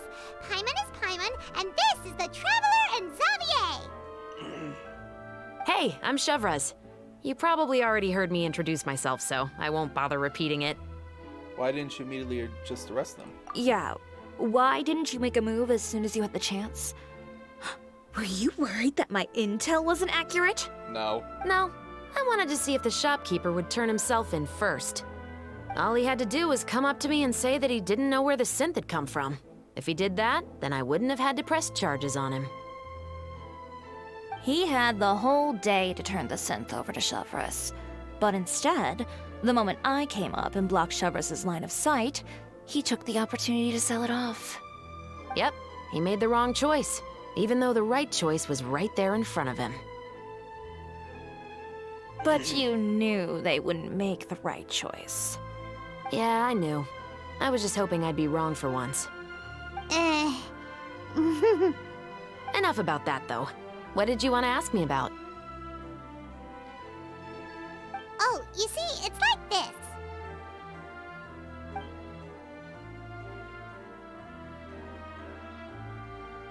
The Two Musketeers. You certainly have a good eye for a story. So what do you need me to do? Just be the action choreographer for the actors? Yes, that's right. I want to make sure we get all the details right. I want the actor's posture and understanding of firearms to be as realistic as possible. However, I'm afraid this work will require a bit of your time, since you'll have to be present whenever we're filming. Also, as for the pay... No need to say any more. I'll join. Huh? Just like that.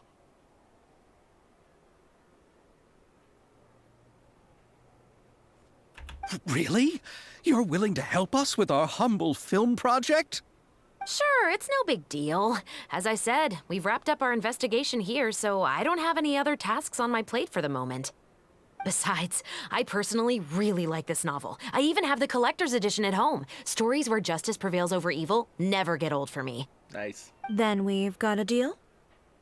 Yes, I'll see you on set tomorrow. Oh my! I can hardly believe it!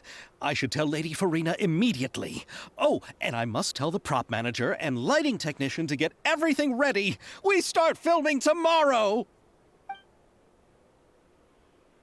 Calm down, Xavier. The film is going to take more than just a day to finish. Still, I should also head back now and start preparing the actors' costumes and makeup. Alright, guess that's it for today then. Traveler, Paimon, please stay for a moment. I have something to tell you. The plot thickens? Then I'll take Xavier back. Poor thing. He's so excited that he can't even walk straight anymore. I don't want to spend our first day fishing our producer out of the fountain. See you tomorrow. Yep, see you tomorrow. What's that? Huh. Huh. There.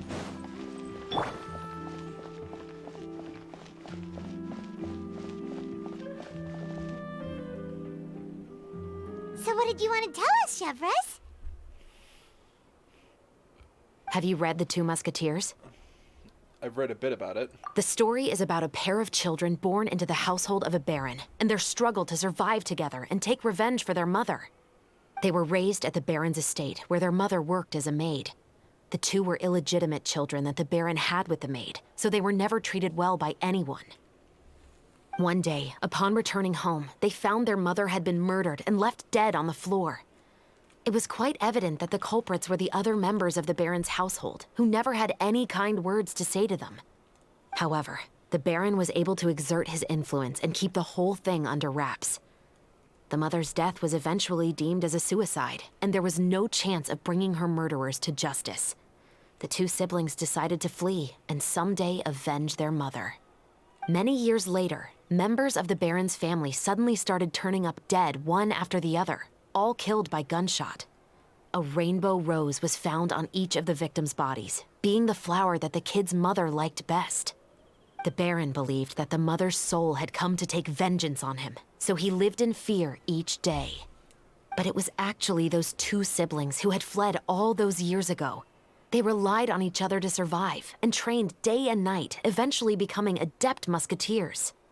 They used all of their abilities to collect evidence and clues before executing their plan and exacting revenge on the Baron. Their actions let the truth behind their mother's death be known to all. That's quite an exhilarating story. Yep, the Baron got what he deserved for his evil deeds, and justice was able to prevail. It was just the kind of story I enjoy. Oh, so is that why you were so willing to join our crew, Chevres? You could say it was one of the reasons. Oh, you mean there were other reasons too? I've read the reports about you. Whether it was at the trials or when you lent your hand to resolve our nation's crisis, you've shown that you've got a strong sense of justice, as well as a great mind for deductions. Wait, so you're implying... What you're implying is there's a case you need our help with? Yes, you're as sharp as I expected. It seems you've experienced many similar situations before. There's been a recent murder case involving Muskets. The perpetrator's methods appear to be very similar to what is described in the novel. Huh? Really? But Paimon didn't see anything about that in today's papers. The Marechaussee Phantom hasn't yet released any information to the public because the investigation is currently at a standstill. The murderer is extremely cautious. A murder involving firearms? But not that many people use those in Fontaine, right? Could it be someone from your platoon? Impossible. We perform a routine inspection of our firearms and ammo reserves every day. If one of the weapons had been fired, it would stick out like a sore thumb. Besides, I trust the members of my platoon. However... Well, that's all I can disclose about the case today. Huh? What do you mean? I hope you all can go back and get some shut-eye. You can decide tomorrow whether or not you'd like to join the investigation with me. I'm aware this might not be the ideal time to add more to your plate, but the more capable people we have, the better the chances that justice will prevail. Can't someone from the Special Patrol help you investigate? Carrying out investigations isn't actually supposed to be our responsibility. Our job is to apprehend the perpetrators. Finding them is really up to the Marechaussee Phantom. You could say I'm taking part in the investigation out of personal interest. I don't want people to see Muskets in a negative way, and also, I'm concerned about the similarity between the crimes and the story. You mean, they might be connected somehow? I suspect so. Just to make myself clear, this is not an order, nor is it a deal of any kind. It's a request, nothing more. If you two have any interest in the case after we finish filming tomorrow and are willing to assist me, then I would be most grateful. What do you think, Traveler? Let's give it some thought tomorrow. Yeah, you're right. Paimon's getting a little tired, too. We've really been hustling all day. You'd better head back and get some rest. It's good to keep a calm mind, especially when you're about to make an important decision. Otherwise, when the moment comes, you might end up like that shopkeeper and not even realize that the right choice is right there in front of you. Nice. Act 1 complete. Success! Alright. Where am I going next? 8 a.m. to 10. We shall promptly wake up. And by wake up, I mean open our eyes to the day at 9.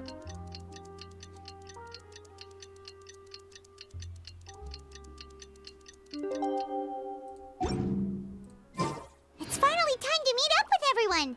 Paimon even dreamt of making the film last night. If Paimon remembers right, we're meeting at Hotel de Boer. Let's get going. We're on our way. Ayaka, Yoimiya, you're already here. That's not where I came from. Good morning. Xavier said yesterday afternoon went well. Yeah, and how about you, Ayaka? What were you up to yesterday? After we split up, Ayato went to see Udex Nervillette at the Palais Marmonia. I was originally thinking of going with him, but he said he could manage it himself. He told me to go see the sights around Fontaine and to enjoy the local culture. So I rode the aqua bus with Yoimiya and visited the opera house on Aranias Island. Yeah, you wouldn't believe what we saw there! 2 mechanical puppets that were dancing together! You've already seen them, right? The Dirge of Coppelia and the Nemesis of Coppelius.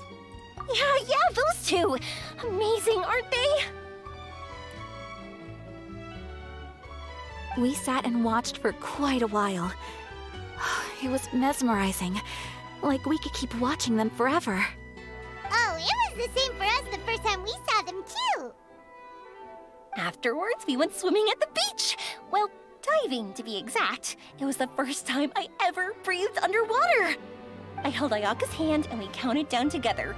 3, 2, 1, and then splash! We were beneath the waves.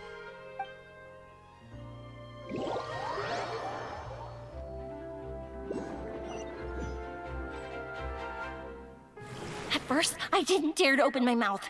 But once I couldn't hold my breath any longer, I decided to take a big breath in. Turns out the water wasn't as salty as I imagined. It didn't really taste like anything at all. Before I knew it, I was breathing like normal down there. It was an amazing feeling. Ayaka said I was too nervous and needed to loosen my grip. She got used to everything way faster than I did. I knew that the Traveler could do it, so I had no doubt we could do it too. That helped me feel at ease as soon as we dove in. The underwater world in Fontaine truly is beautiful. I love seeing the romaritime flowers blossoming underwater, like little candles lighting up the streets at night. Yeah, and there were so many creatures that we've never seen in Inazuma. Like those fish that shimmer like a sword blade. Whoosh! Oh, and those big fish that call when they see people. Ooh. Oh, you mean Hunter's Rays and Blubber Beasts. I just love the name Blubber Beast. Just wait till Pops and the others hear about this. They probably won't believe a word I say.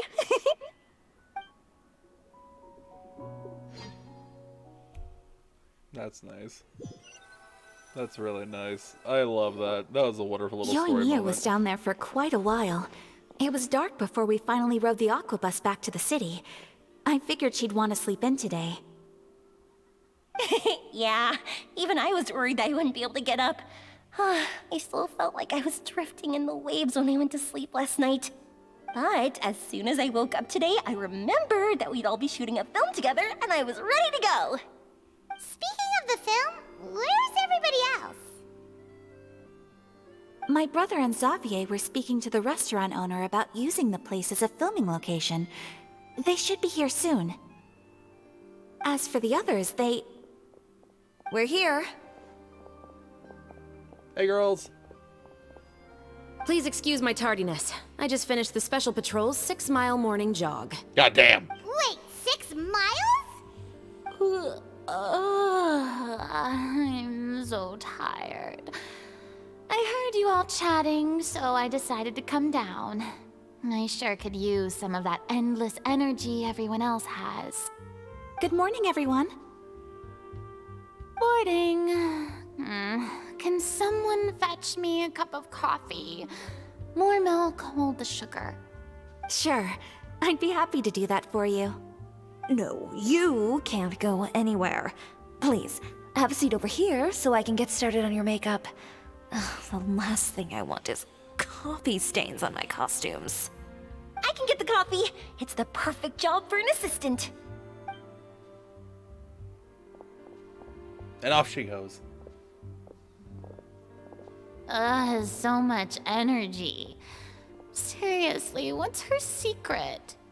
Oh, Yoimiya's always like that. But you sure look exhausted, Farina. It's because you're not used to waking up so early, huh? Paimon. Of course not.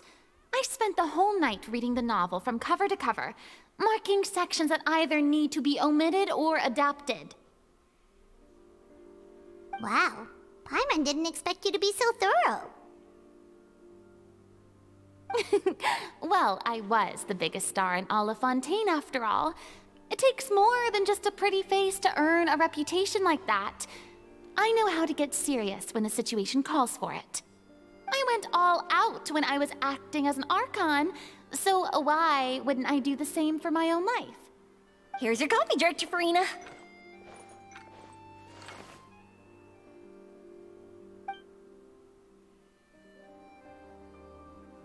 Oh, thank you. The sound of being called director and the aroma of coffee feels almost as refreshing as hearing the birds chirping in the morning. It seems everyone has managed to arrive on time. We've reached an agreement with the restaurant owner. We are free to use the second floor to shoot our film. Nice. Really? That That's great! He is really looking forward to our film, and hopes that providing his restaurant as a filming location will attract more customers. Well then, Mr. Xavier, I'll leave the rest to you. Okay, thanks. First, I'd like to introduce our new members. This is our prop manager, Veronique. She'll be in charge of all the film's props and items. Okay. And this is Bonneau, our lighting technician. He'll be in charge of lighting and illumination to set up each scene's atmosphere. Wow. Sure feels like we have some real professionals joining the crew now. First of all, please allow me to first express my sincerest gratitude to everyone in the crew. When my investor informed me yesterday that he wouldn't be able to provide the funds, I really thought that this was the nail in the coffin for this film. I had no idea that I'd find so many people willing to help me on such short notice. Thank you. Thank you all from the bottom of my heart. No need to be so cordial, Mr. Xavier. We're all honored to be a part of this. Your works made a profound impression on me when I saw them back in Inazuma. I am sure that someday, this film will be remembered as a prime example of cultural exchange between Fontaine and Inazuma. Yes, the story is the reason I agreed to join. I can't bear to even imagine what this film would look like without the very best director. Anyway, I would like to make a promise to everyone that as the producer of this film, I'll do whatever I can to ensure that everything goes as smoothly as possible. This is not just my film. It also embodies the thoughts and feelings of every person here, as well as the endless effort we are about to pour into it. So, without further ado, the Two Musketeers will officially begin filming now! Clap, clap, clap. Yeah. Small applause. You Very may good. take it from here, Director Farina. All right, listen up, everyone.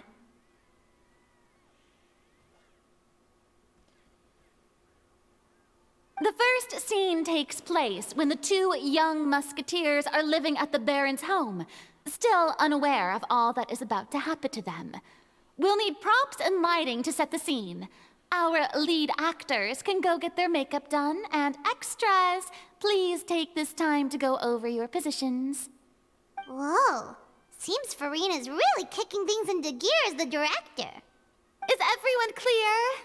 I don't want anyone traipsing around the set like umbrella finches. All right, cameras will start rolling as soon as the set is ready. Let's make a film that'll make some serious waves in Fontaine. Not the kind of waves that drown people. I mean, the good kind of waves. Oh. Seems like she's still a bit traumatized by that. I mean, rightly so. Anyway, let's go see if there's anything we can do to help. Act 2. Let's do this.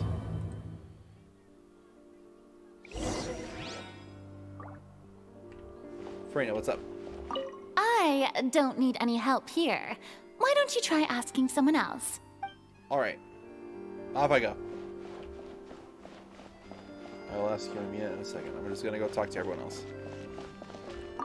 Ah, so this is what a musket looks like. Not exactly. Not exactly. Yes, these are pistols. They're flintlocks. Muskets are longer barrels. Okay. Do you need any help? Nope. Excuse me. Ayaka has mentioned you to me before. She said that you two were great friends when you were kids. No talking. I'm thinking about how to do your eyeshadow. Ah, yes.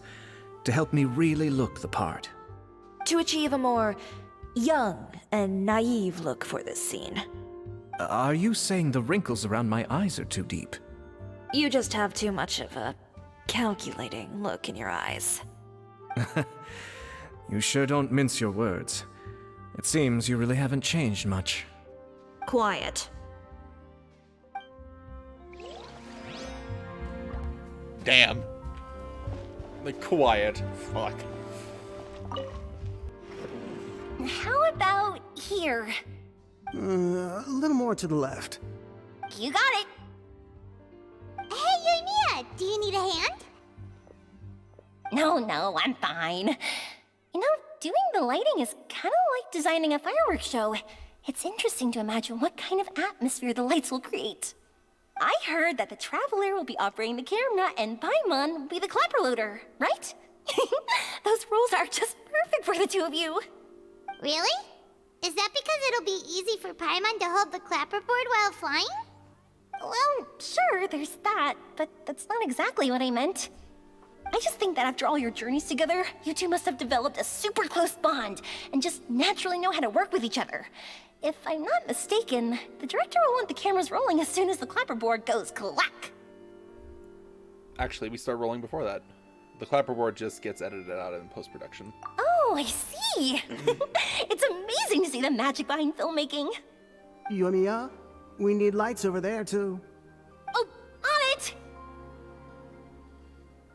I've got to get back to work. Chat with you later. Oh, it's exciting to see so many people working together to bring the film to life.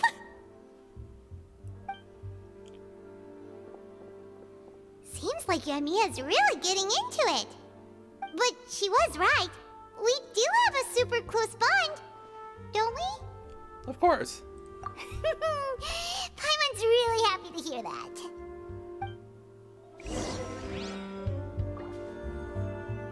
I love freaking Yoimiya's energy. It's fantastic. Alright. So, this is a real musket? No, it's just a prop weapon. Not bad. Have you seen a real musket before? Only in books and newspapers. I made this one based on the relative shape and proportions I saw in reference images. When we're filming, some special gunpowder will be applied around the muzzle, which will help create the flash and smoke effects of a real gun being fired. Which means it'll be up to the actors to portray the recoil. That's right. The sound effects for gunshots will also be added in post-production. Thank you, Veronique. I think I know where to start now.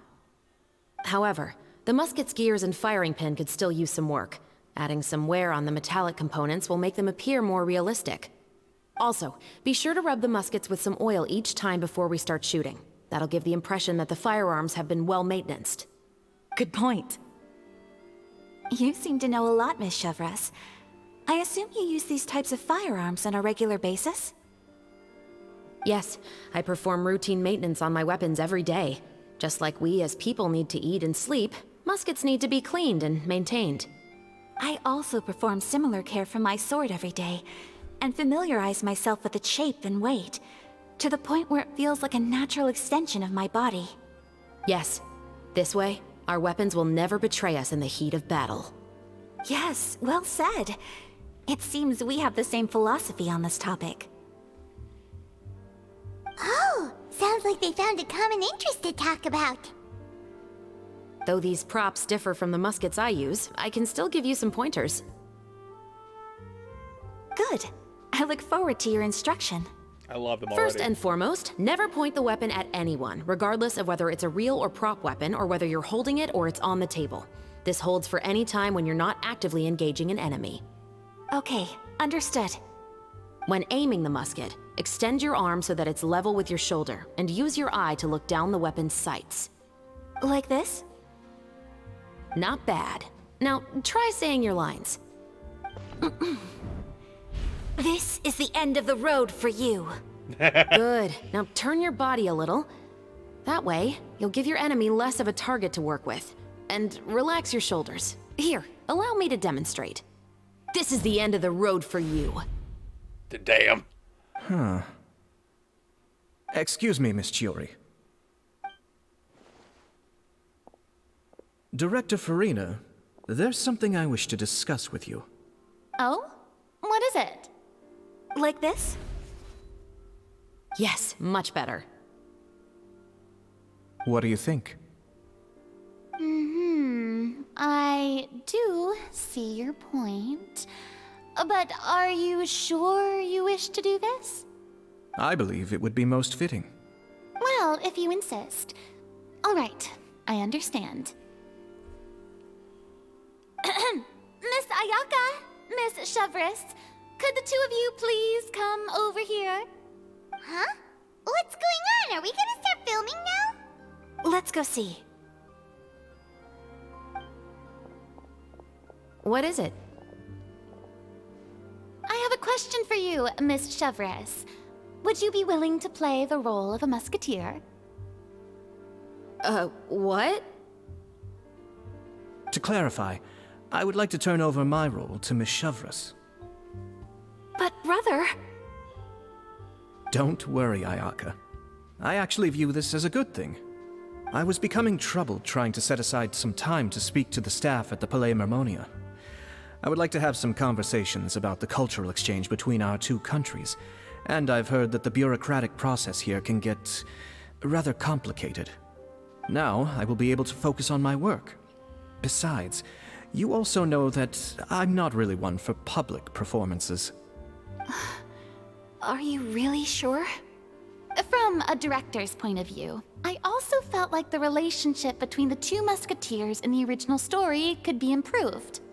The older brother in the story plays the lead role with his overbearing character, but this causes his character to overshadow that of his sister, and the theme of the two supporting and relying on each other isn't conveyed very well.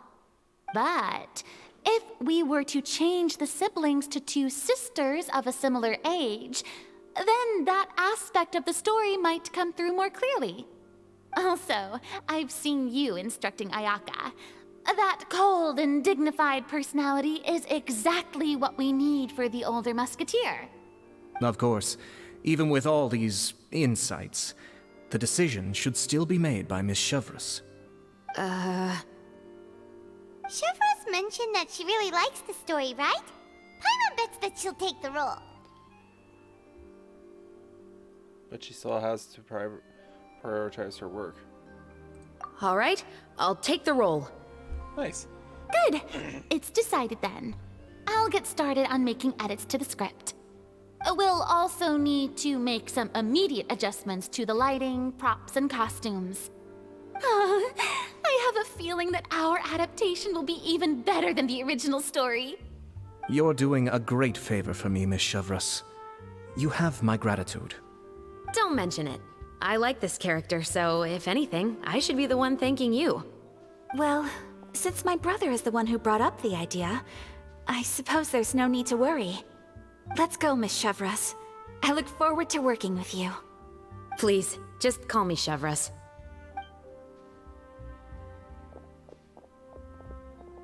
Seems like you're really going out of your way to solve the problem I was having with your makeup.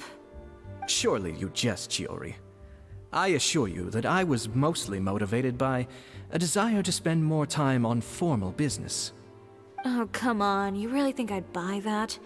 According to what I've heard from Ayaka, her brother is someone who can juggle 10 different matters at the same time. I'm sure you have other reasons for backing out. Perhaps. Ayaka always said she wanted to go out and see more of the world, just like the Traveler. But I feel that she needs not only to see other nations, but also to make some different kinds of friends. I think it would be harder for her to make new connections with me constantly by her side. I would like to give her some space. All right, go on. Spoil her some more. Ayato! It's too bad you're stepping down from the role. Paimon really wanted to see you act as a musketeer. This is the punishment you deserve. No need to poke fun at me. I'd wager that you also felt that I wasn't the best candidate for the role. It's a little hard for Paimon to imagine you saying those lines. So are you going to go back to work now? Yes. I've made an appointment to meet some people from the Palais Mermonia. Now, I will have some more time to prepare. Traveler, get the camera ready. Paimon, get the clapperboard. Actors, to your positions. We're about to start shooting the first scene. Go on now. And please take good care of Ayaka. Yep, don't worry. You can count on us. Thank you. I look forward to seeing the film when it's finished. All right. Now that we're all here, let me help set the scene for everyone. The first scene takes place when our two main characters are still living at the Baron's estate. They've been ostracized and verbally abused by others in the household, but they still have no idea why. We want to capture how naive and innocent they are, despite their pain. Xavier will be playing the role of the older sister, Tulip, and Ayaka will be the younger sister, Iris. Be sure to get close-ups of the main characters at the right moment. Silence on the set! Lights! Camera! Action! Let's go! Tulip, Mother's been out for quite a while now. Perhaps she went to pick some flowers on the way home. You know how she loves flowers. Iris, Tulip, I'm home. Mother!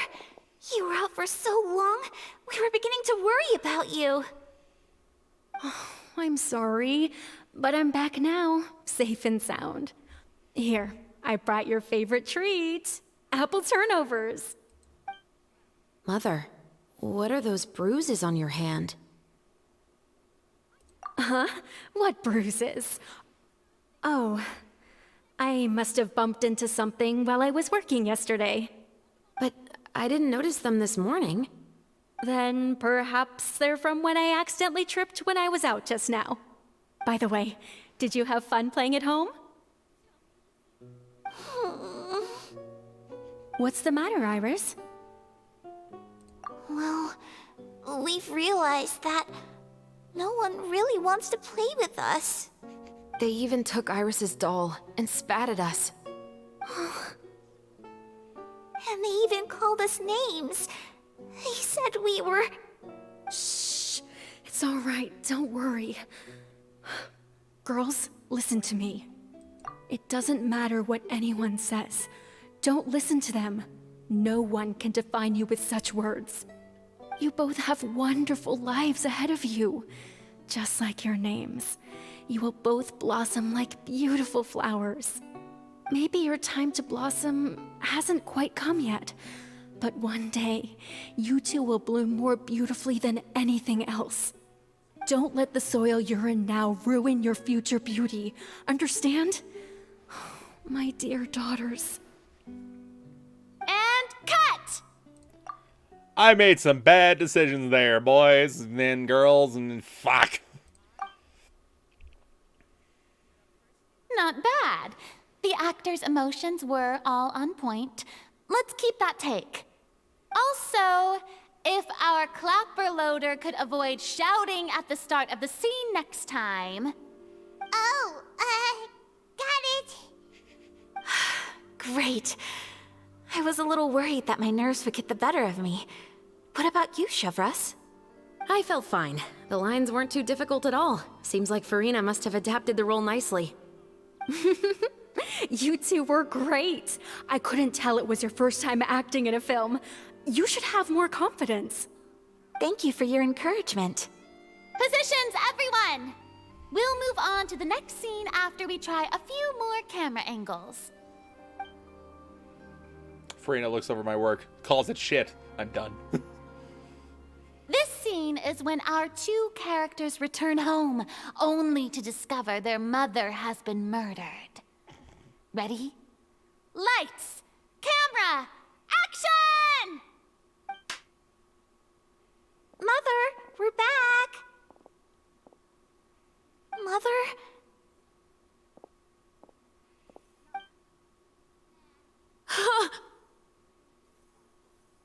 What's wrong, Tulip?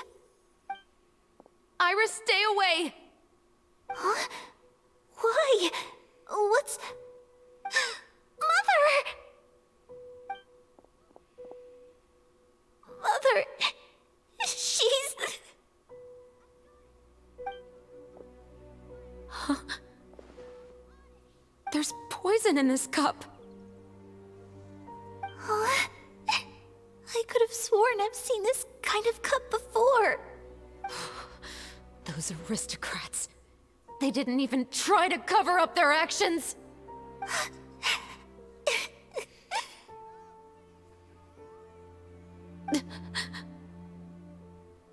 Iris, We need to leave this place. Leave?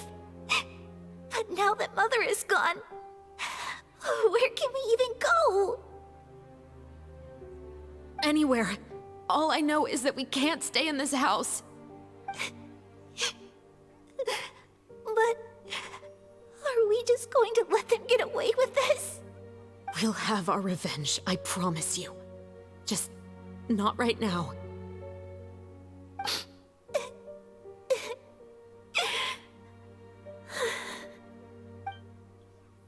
Come on, let's go.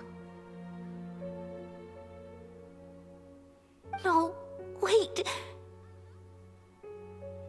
We can't just leave Mother here like this. At least let me leave this rose with her. That's why we went out in the first place.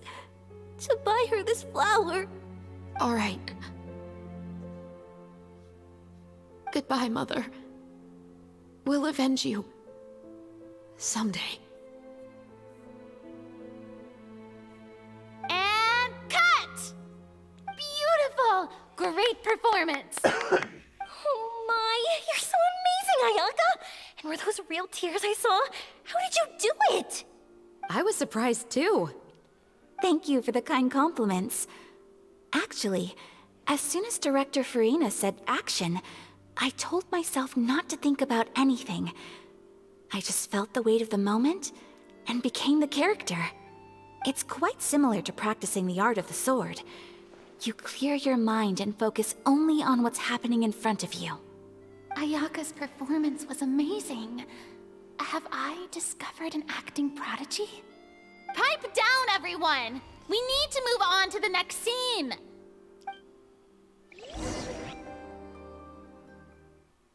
Damn. Some good acting. A full day of filming on the set quickly passes. Good night, gang. Huh? Are we done already? But Paimon wants to keep playing with the clapperboard. How do you feel, Traveler? Is your arm sore from holding the camera all day? A little bit, but it was a lot of fun. Good work, you two. I messed up some shots, I'll be honest. I could have been a lot better. You too, Severus. You were quite the actress today. I've read this novel many times before. I have a good grasp of my character's mindset. Anyway, do you remember my request from yesterday? Oh, right! We were having so much fun that Paimon nearly forgot! You have a case where the murders seem really similar to the cases in the novel, right? So, how are they similar exactly? In the story, the main characters grow up to become two musketeers, always using their guns to carry out their revenge. And on each of the victims, they place a rainbow rose as a signal that they've returned. So you mean there were rainbow roses in your case too? Yes, that's correct. We found rainbow roses just like in the novel. Seems like you're connecting the dots now. Oh, that does sound pretty concerning. Especially after seeing the script today. Oh, now Paimon can't stop wondering what kind of ulterior motive the murderer might have. What do you think, Traveler? You're smart. Paimon wants to hear your thoughts. If we're only there to assist, I think we can join the case. Good. On behalf of Fontaine's Special Security and Surveillance Patrol, thank you for your dedication to justice. Justice. There's no time to lose. We should start investigating right away. Follow me. Huh? Right now? Well, we just got done filming all day. Paimon's so tired. The most valuable intel always comes after nightfall. They are like small, remote islands in the middle of the sea. If you don't stay vigilant, you will pass right by them in the fog. That's how one of my favorite books always puts it, at least. Excellent. So, where are we going right now? Let's start by checking out some workshops that sell mechanical components. If the culprit is making their own weapons, it's very likely that they'll visit those sort of places.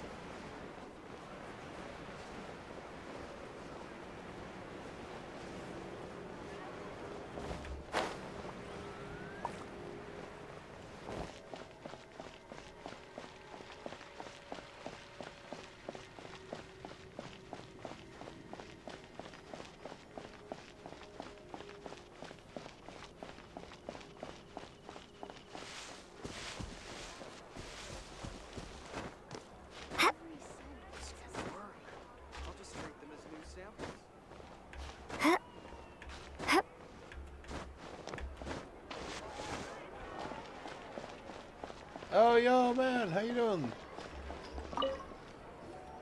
Welcome to Le Show's Clockwork Workshop. How can I help you? Questions. Hello. I'd like to know if anyone has purchased some special components lately. Special components? Sorry, could you be more specific? I mean the kind of components that aren't typically used for clockwork toys, but for firearms. Huh? For firearms? No, we don't sell those sort of things here. Don't misunderstand. I'm not here to cause any trouble. We are merely investigating a case, and we're hoping that you could cooperate. Well, to be completely honest, I'm not even sure what kind of components that would entail. Has anyone ever purchased components here as an individual rather than on behalf of an organization? We have a lot of customers who buy toys, but those who buy components are all regular customers who buy in bulk on behalf of their organization. Is that so? I understand. Thank you for your cooperation. You're welcome. It's the least I can do.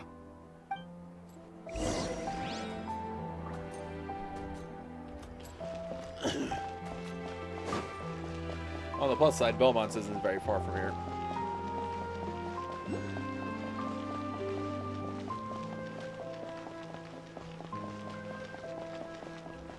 Ugh.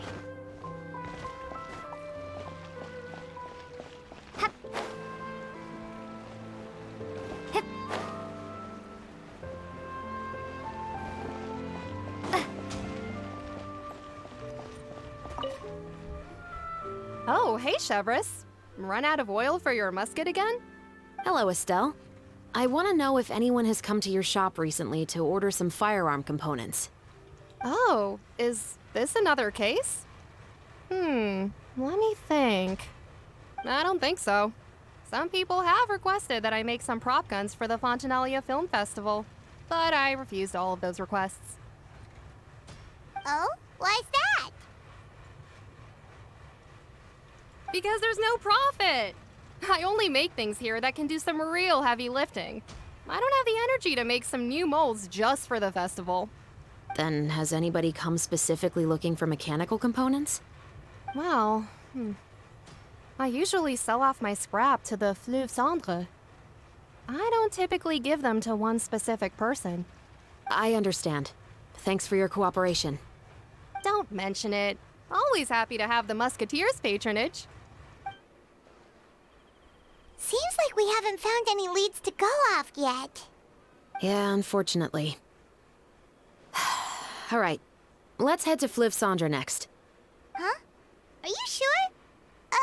People might not be so thrilled to see the captain of the special patrol there. You think so, huh? Then I guess you don't know. Huh? Know what? That I grew up in Fleuve Cendre. Oh. I don't know where Fleuve Cendre is. Oh, is it the underground? Oh.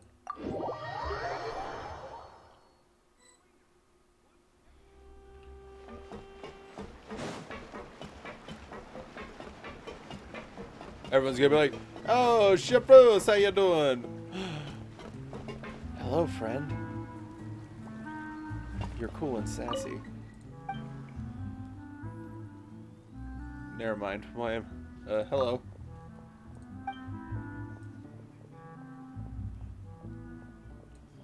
That's right. You can't talk. But are you really an ordinary run-of-the-mill tent tortoise? Ha!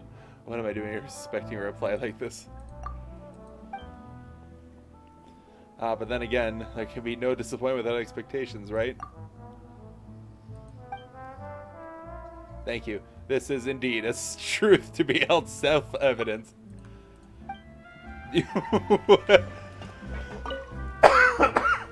Hello, I'd like to ask some questions. I don't know anything. Don't worry, I'm not here to arrest anybody.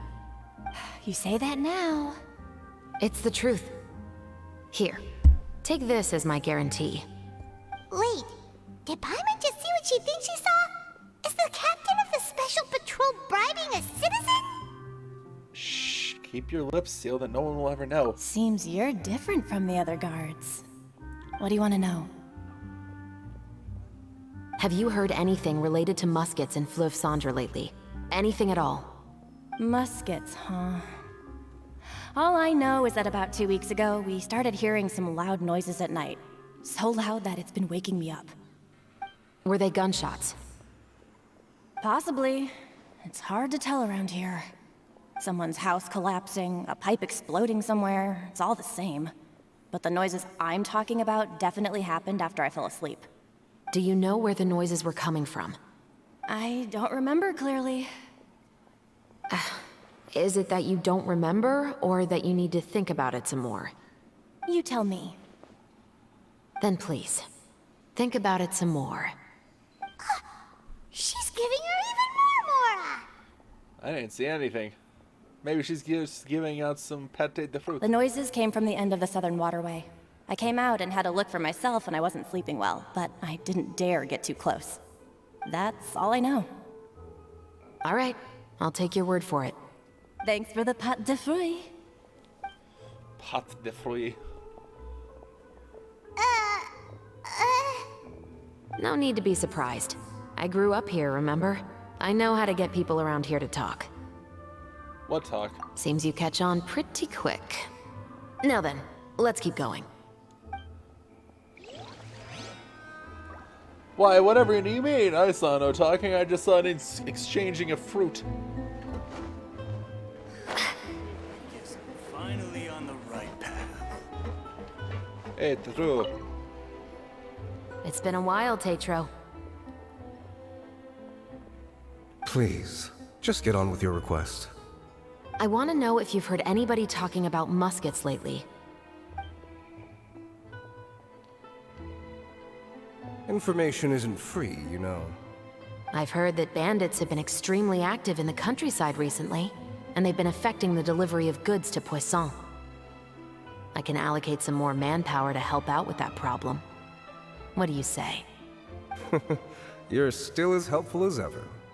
One of our men got drunk at dinner about a month ago and lost his gun. 3 days later, it turned up in the corner here. What's weird about that? He just forgot where he put it, right? This is Fleuve Cendre, my friend. Anything of value left in the tavern won't ever make it to the next day. But that gun turned out to be an exception. It didn't get any new wear and tear on it, and didn't even appear to have been fired. We were quite mystified as to what could have happened. I suspect it came back because the weapon was already known to the guards. You mean, a criminal was afraid the Marechaussee Phantom would use the shot marks to track them down? Maybe. But if that's the case, the culprit really took great care to avoid getting caught. I didn't say anything about a criminal. In Fleuve Cendre, knowing who was killed is as easy as knowing what clothes you're wearing today. It's the guy living in the east side, isn't it? I've never liked him. Every time he's here, he just orders a drink and sits there with a nasty look in his eyes. So, who was the one who lost the gun in the first place? Don't bother. Even if you ask, he wouldn't admit to owning a gun to some strangers. Not to mention the captain of the Special Security and Surveillance Patrol. He's right. I know you grew up here, Chevres. Even though you're on good terms with the Spina, you've still been gone too long. Not many people know you here now, and a lot of people don't like the Special Patrol. I know. So take my advice and don't show your face too much around here. It's for your own safety. I'll come and go as I please, and I'm afraid I'll be appearing more often due to my work. All right. Don't say I didn't warn you.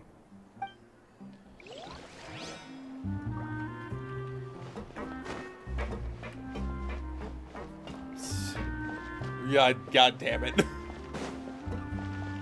I don't know why, but this is reminding me of Spider Cop.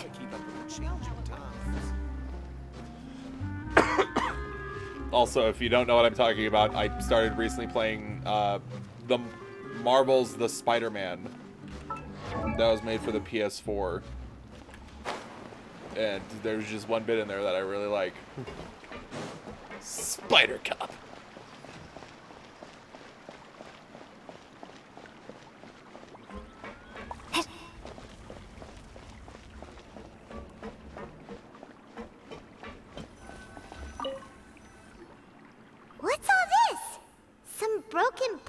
some barrels, as well as some liquor bottles? Yes, but have a closer look, Paimon. Even though somebody has purposefully tried to clean them up, these are obviously marks from musket bullets. In other words, someone was here trying to improve their shot. They were using the barrels and bottles for target practice. Could it have been the killer? Your guess is as good as mine. Although many people at Fleuve Cendres own guns, few hide the fact from others. And even fewer would go to such lengths to hide markings from practice shots. Anyway, let's go. There might be more to this.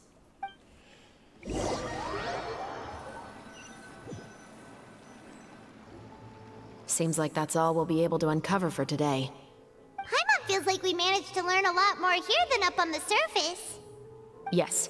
Assuming that everything we found is indeed connected to our suspect, then their timeline was probably something like this. A month ago, our suspect found a gun and took it home to disassemble it. Once he'd figured out its mechanics, he brought it back. In the following weeks, he used some parts to create his own makeshift musket, and took it to the Fleuve Cendres for target practice. Then, a few days ago, he found his target and carried out the murder. Once the deed was done, he left a rainbow rose on the body, just like the scene in the novel. That all makes sense to Paimon, but we're still no closer to figuring out the killer's identity. About the guy who died. The deceased was a resident of Fleuve Cendres. It's said that he was a poor, solitary man. But if we're following the novel, shouldn't the guy have been a nobleman? Yeah, that's also something I'm trying to figure out. If we are indeed following the novel, and there's a story behind the murder, then this murder should be an act of vengeance. But according to our investigation, the deceased didn't have any enemies. He was no saint, but no one's heard of a rival who hated him enough to shoot him dead. Much less care to leave a rose on his body. What message is the killer trying to convey? And to whom exactly? Could they be the novelist? We've thoroughly investigated that possibility. He claims to have spent the whole day at the Opera House on the day of the murder, and the staff there have confirmed his account. Okay, so he has an alibi. Not only that, he lacks a credible motive as well. He has a family of his own, and both of his parents are still alive. I've looked into his records. He was adopted at the age of 6, and all the proper procedures were followed. There are also records of him at an orphanage before then. In the story, the mother of the 2 musketeers was murdered after the children turned 10. Of course, he could have changed the children's ages, but I don't want to assume anything without evidence. More importantly, I've also had a chat with him in person. He didn't seem like the kind of person who would pull the trigger to kill a man.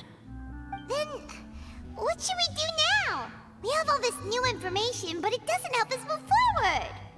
Investigations take time. I didn't expect us to catch the culprit in just a single day. How about this? Let's spend the next few days filming with the crew.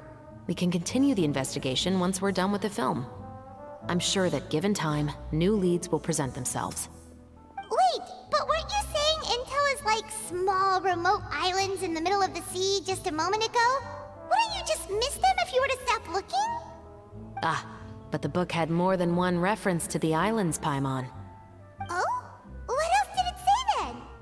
As long as you spend enough time sailing through the fog, you'll eventually come across an island. Okay. Act 2 done.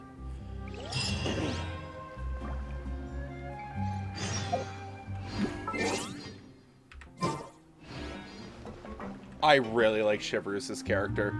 Also, Erica Lindbeck, who is the VA for Shivers, has really done some excellent work with her. It's good to hear her voice.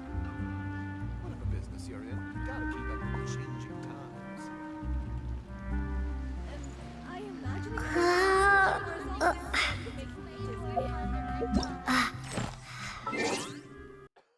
Excuse me. Oh, Nidomara. Right. I forgot today was the Wanderer's birthday, and I forgot that I named him Nidomara. I just saw the words idiots, and I was like, what the fuck is that about? Oh.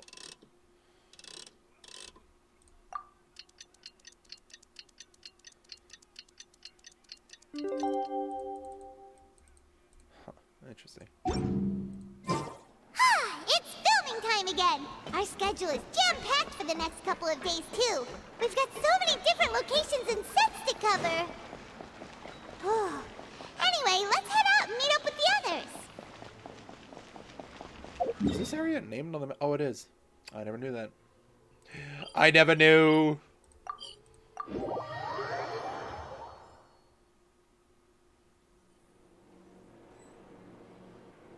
Ba-da-da-da. Ba-da-da-da. Oh, can I land on top of this? Probably not. No, it's not real! Shit.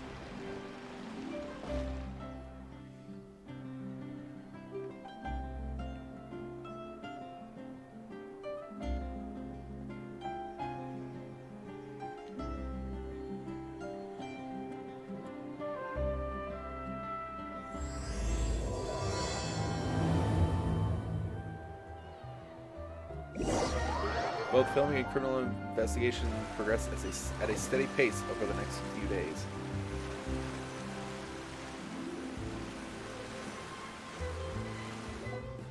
Good work, everyone! We're looking to wrap with our 2 main ladies today. I can already smell our success. What do you mean, looking to wrap? It means completing the filming of all their scenes. Oh, aren't you the expert now? What? This upcoming scene is the 2 Musketeers' final confrontation with the Baron. There will be quite a bit of action, but no choreography beyond what we've already rehearsed. Anyway, get ready. Lights, camera, action! The view is beautiful tonight. It reminds me of that fateful night 10 years ago. And now that I've said it, I can even make out the faint fragrance of herbal tea in the air. Enough, villain! It's time that you pay for the death of our mother! My dear Iris, have you forgotten your manners? How can you speak like this to your own father? I'd sooner swallow all of my teeth than call you father. What did I expect? Seems the daughters have turned out to be just as obstinate as their foolish mother. In this world, mora and status is everything. She thought she could blackmail me using her children and force me to grant her recognition and concessions? Ah, how naive can a woman be? Mother never asked a single thing of you. All she wished was for us to live a peaceful life, just like the others. It was you who personally brewed the poison of prejudice and sent Mother to her death. Compared to that deadly poison, the 2 bullets that will soon pierce through your heart will be like sweet mercy. And that's exactly why I said you're just as naive as her. Did you really think 2 muskets would be enough to defeat me? So let's see. What is stronger? Mora and power, or the 2 muskets in your hands? Get them! Tulip! There are too many of them! It'll be okay. We'll cover each other, Iris. And Mother will be watching over us, too. Oh, she has Miss Splitter. Oh, God! Oh, yeah, Chevrolet. Final warning! Bam! You asked for it! Oh, I haven't seen her fight yet.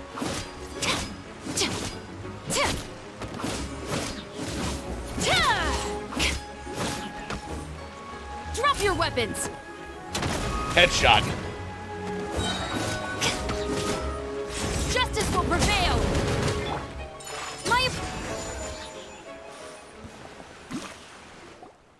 You've lost. To think I'd lose to my own 2 kids. We are no children of yours, and we'll never call that place our home. Then tell me, what did you do all this for? You lost your mother, and will soon kill your father as well. What will you gain in the end, other than sentences for your crimes? We will gain our long-awaited justice.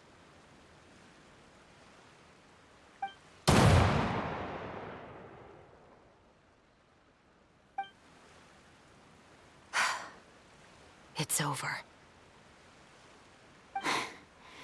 Finally, it's over.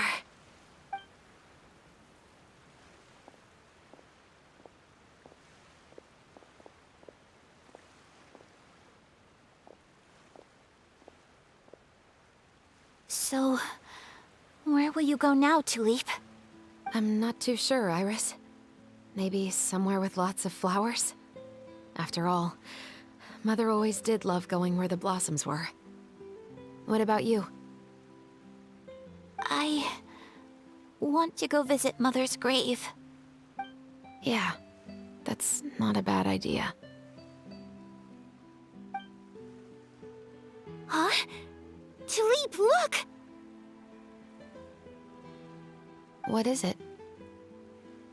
It's Mother's favorite. The rainbow rose. Look, it's blooming again.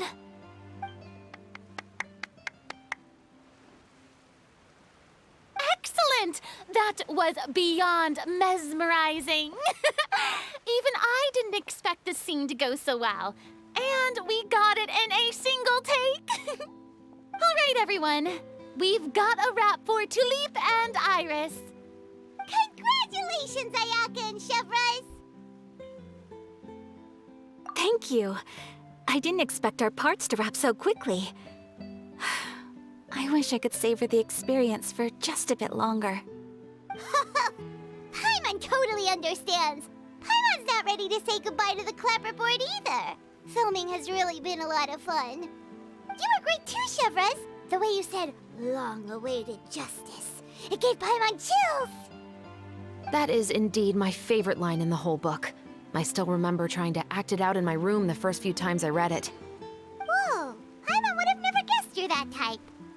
Who doesn't like stories where the guilty are punished and justice prevails over evil? Don't forget, I'm the captain of the Special Security and Surveillance Patrol.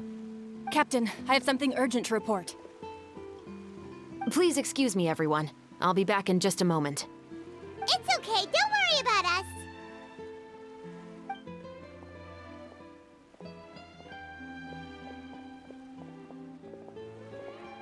Oh? Was she whisked away by work already? I was just about to tell her how great she did. It seemed like some urgent official business. Then perhaps we should thank the stars that we were able to wrap both of your parts so quickly today.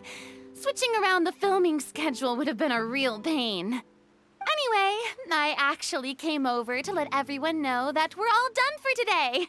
You can go home and get some rest. And one last thing, Miss Ayaka. Your acting skills today were immaculate as always. Are you sure you won't consider taking up full-time acting? See, I just happen to know this great troupe that's still looking for a lead actress. Thank you for your kind words, Director Farina. Unfortunately, there are still many matters that I have to take care of back home at the Yashiro Commission. I cannot remain in Fontaine to pursue an acting career. Nevertheless, I will make sure to treasure this incredible opportunity in my heart. Oh, that's a shame. But I understand. Just let me know if you ever change your mind. I believe it's also about time for me to take my leave. But hopefully I'll see you on set over the next few days. Even though my part's wrapped, I'd still like to swing by and help out the crew. See you tomorrow, Traveler and Paimon. We'd be happy to have you. Yep, see you tomorrow! Well, what should we do next? Maybe we'll go investigate the case some more with Chevres today. Traveler, Paimon, please come with me. Huh? Where are we going? You could say that our ship has finally chanced upon one of those small, remote islands of intel. Ooh. Where are we going? That's really far.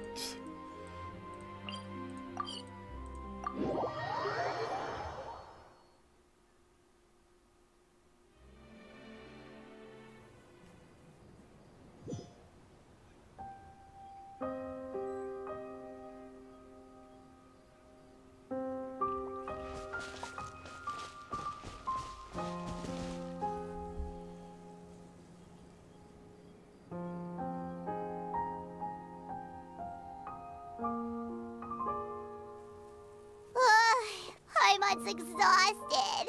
Paimon definitely didn't expect having to float this far after a full day of filming. So, Chevrolet, why did you take us here? Did you find a new clue? Affirmative. It wasn't anything conclusive, but it should show us a clear way forward. Have you ever heard of someone by the name of Emily? Oh, you mean that famous perfumer? She's a good friend of mine. She's lent me her aid several times in the past to resolve some difficult cases. After I discovered the rainbow rose at the scene of the murder, I sent it to her. After all, she's probably the foremost expert on flowers and scents in all of Fontaine. And then? There was nothing remarkable about the flower or the trace amounts of soil left on it. But according to Emily, the rainbow rose left by the killer was derived from a very rare cultivar. Huh. Paimon didn't know that there were different varieties of rainbow rose. Paimon just thought they grew everywhere in the wild. Flowers that are deliberately cultivated will always show some different features from those that bloom in the wild.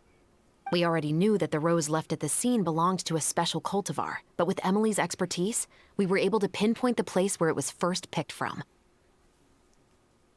Really? Oh, Paimon gets it now. So whoever first planted that rainbow rose was probably the killer. Precisely. And after we checked what we learned against some sales records from the past, we discovered that there's only one person in all of Fontaine who could grow and sell this specific cultivar. Really? And who is it? It's the novelist. But didn't you say he had an alibi? To be clear, I haven't changed my mind about him. I still don't think he was the one who pulled the trigger. However, that doesn't mean the true culprit never visited him at his home or never purchased a rainbow rose from his garden. Whatever the case, we will have to confirm a number of things with him. So you mean the next place we need to go is... Yes, we're going to pay him a visit at his home.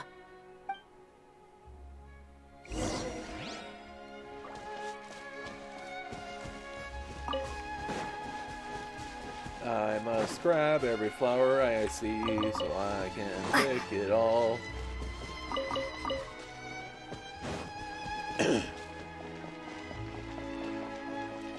Chevrolet just watches as I, go down the path, and I'm like, nah. And then I run up the hill and then jump off the glide.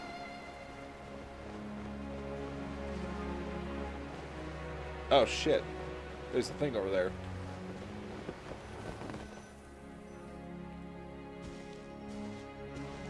That should be his house. There are so many Gardamex stationed around the place. That's pretty unusual, right? According to what he told me last time we spoke, he hired them so he won't be harassed or disturbed. Huh. So there are a lot of flowers in his garden, but Paimon doesn't think we'll be able to pick one without alerting the Gardamex. Right. Which is exactly why I think there has to be a special connection between him and the killer. So, should we knock? Just wait here for now. I'd like to take care of a number of those Gardamex first. But they're so far away. How are you planning to do that? Don't forget, Paimon, I'm actually the real-life captain of the Musketeers. Oh, shit. She's pulling out her gun.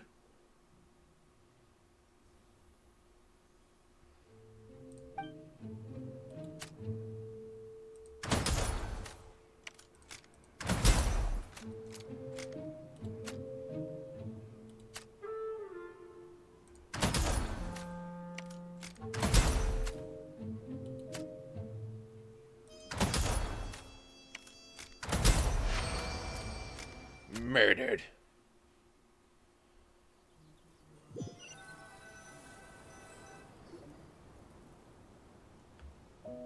All clear. Let's go.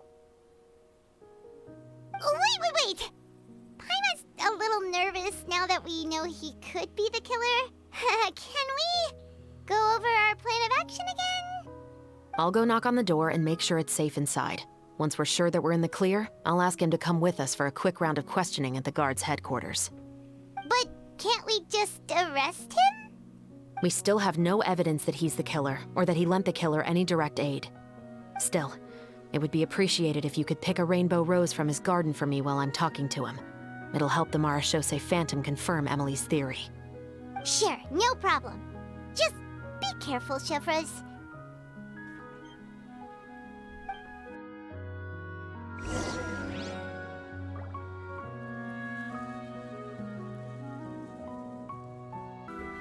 There we go. All right.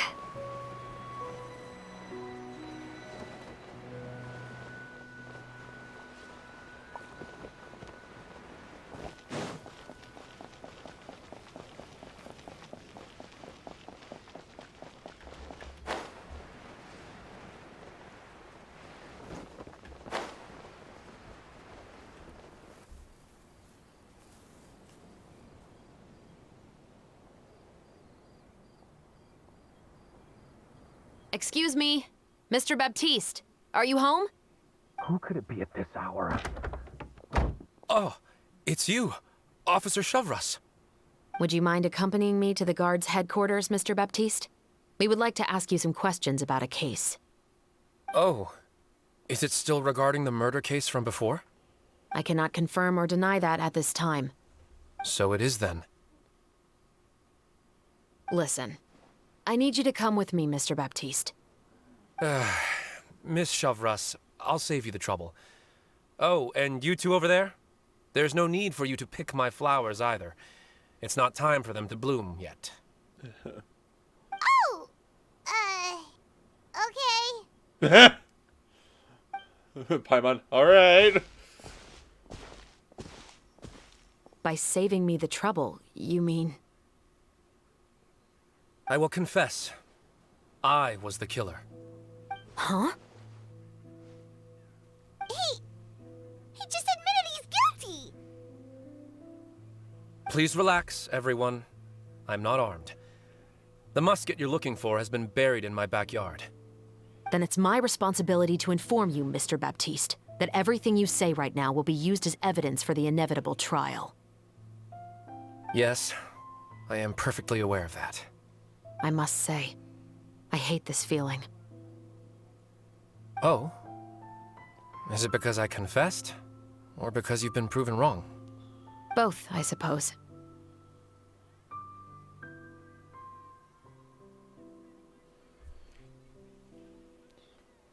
That guy influenced him today. For the same reason as the one I wrote out in my novel, of course. I did it to exact revenge. I know you haven't figured out the link between the two of us. Had you done so, I'd have been taken away to the headquarters a long time ago. But that won't stop me from always remembering his grotesque face. After all, he was the one who killed my mother.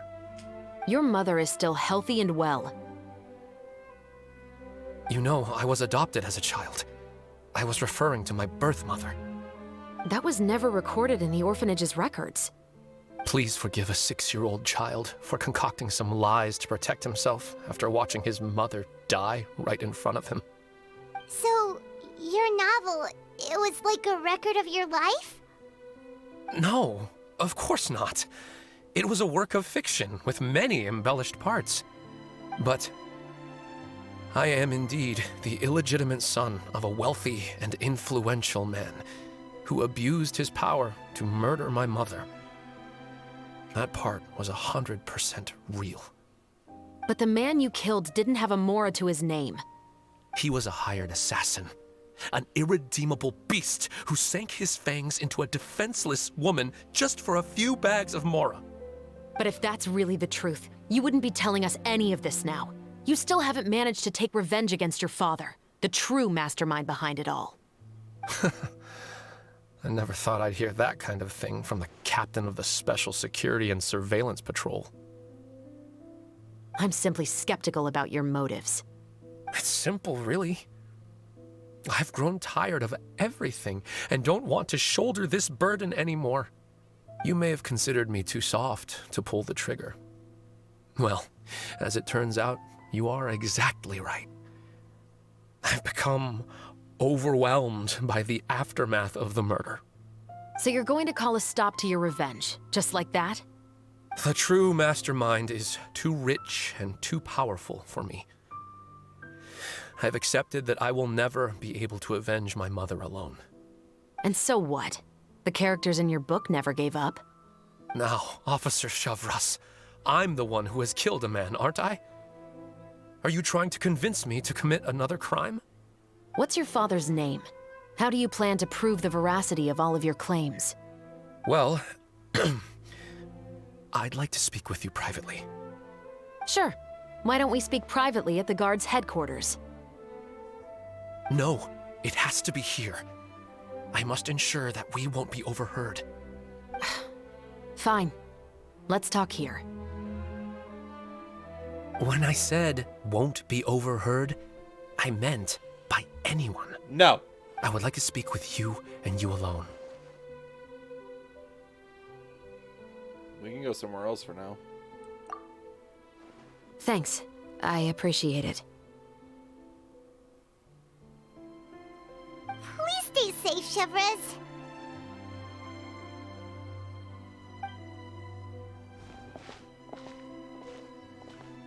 All right. Let's hear it. Will you really believe what I'm about to say? Well, that depends on what you're going to tell me. Fair enough. Fair enough. Then listen closely.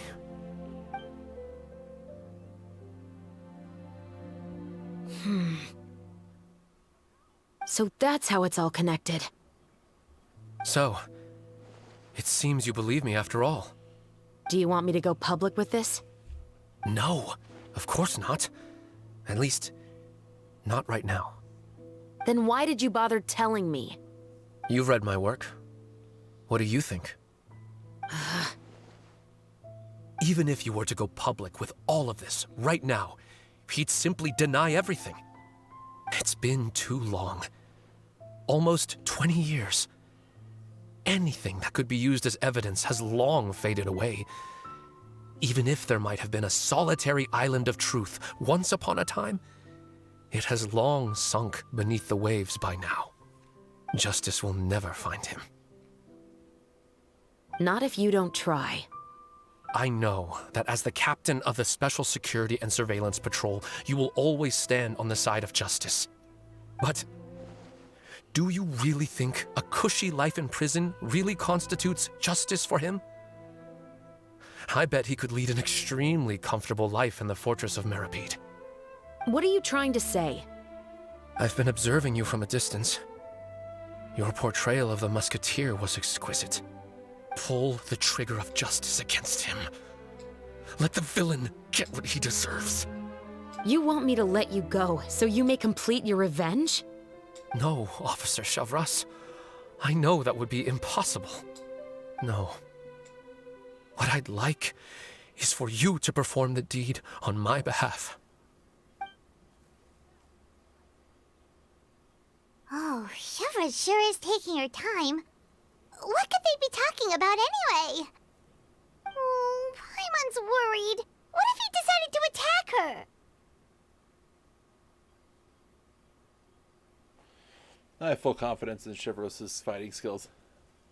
Oh, you do have a point. Still, do you have any idea who the rich person might be? And why the novelist doesn't want us to hear what he's saying to Chevres? Sorry to keep you waiting, you two. Hey, how did your talk go? Did you figure out how the who the rich person he mentioned was?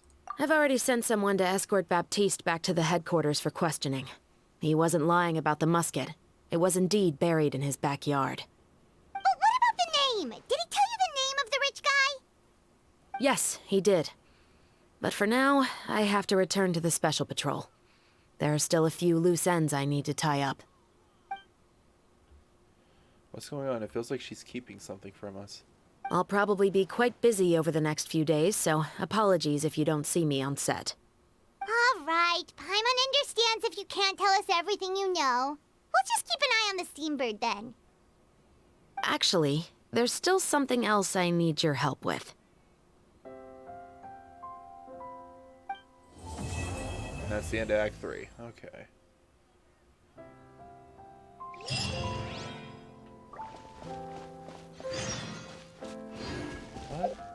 is this area for? What is this?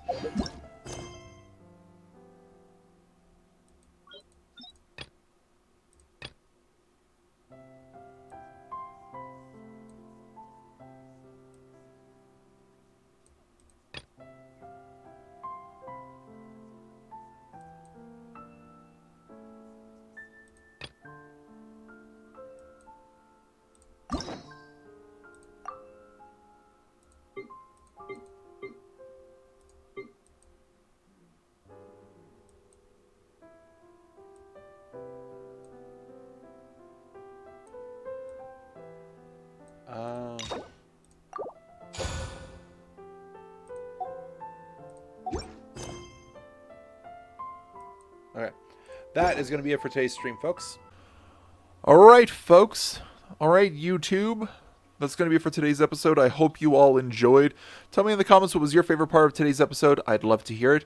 I really liked seeing... I know, like, last episode was, like, when we did Farina's, like, character story, where she, like, became the consultant and whatnot for the theater troupe. But I like that it still shows the sort of changes that have been, like, positively affecting Farina since then. Like, people have been like, oh, come direct for us if you could, please. And I like that Farina was, like, willing to direct this movie with us. Or at least take part in the production as the director. I don't know what I'm saying. But it was awesome to see Ayaka, Ayato, and Yoimiya again. Always fun to see our Inazuma and friends. Also, seeing Ayaka's, like, Fontainian outfit show up again in the story is really cool. I'm really happy that we saw it again. Also, I love how Chiori looks, as well as Chevreuse. I love both of their designs a lot, and they're both such interesting and fun characters. I really, really like their dynamic. And I love Chevreuse's character a lot as well. But yeah, I'm really enjoying this event. And the next episode's going to be pretty short, I'm pretty sure. But I'm still looking forward to the end of it, and I hope you all are as well. Hope you all had a good time today. Hope you all have a good night and day wherever you may be. And don't worry about your spot here at the tavern. We'll keep it open for you. Bye, folks, and I'll see you in the next one.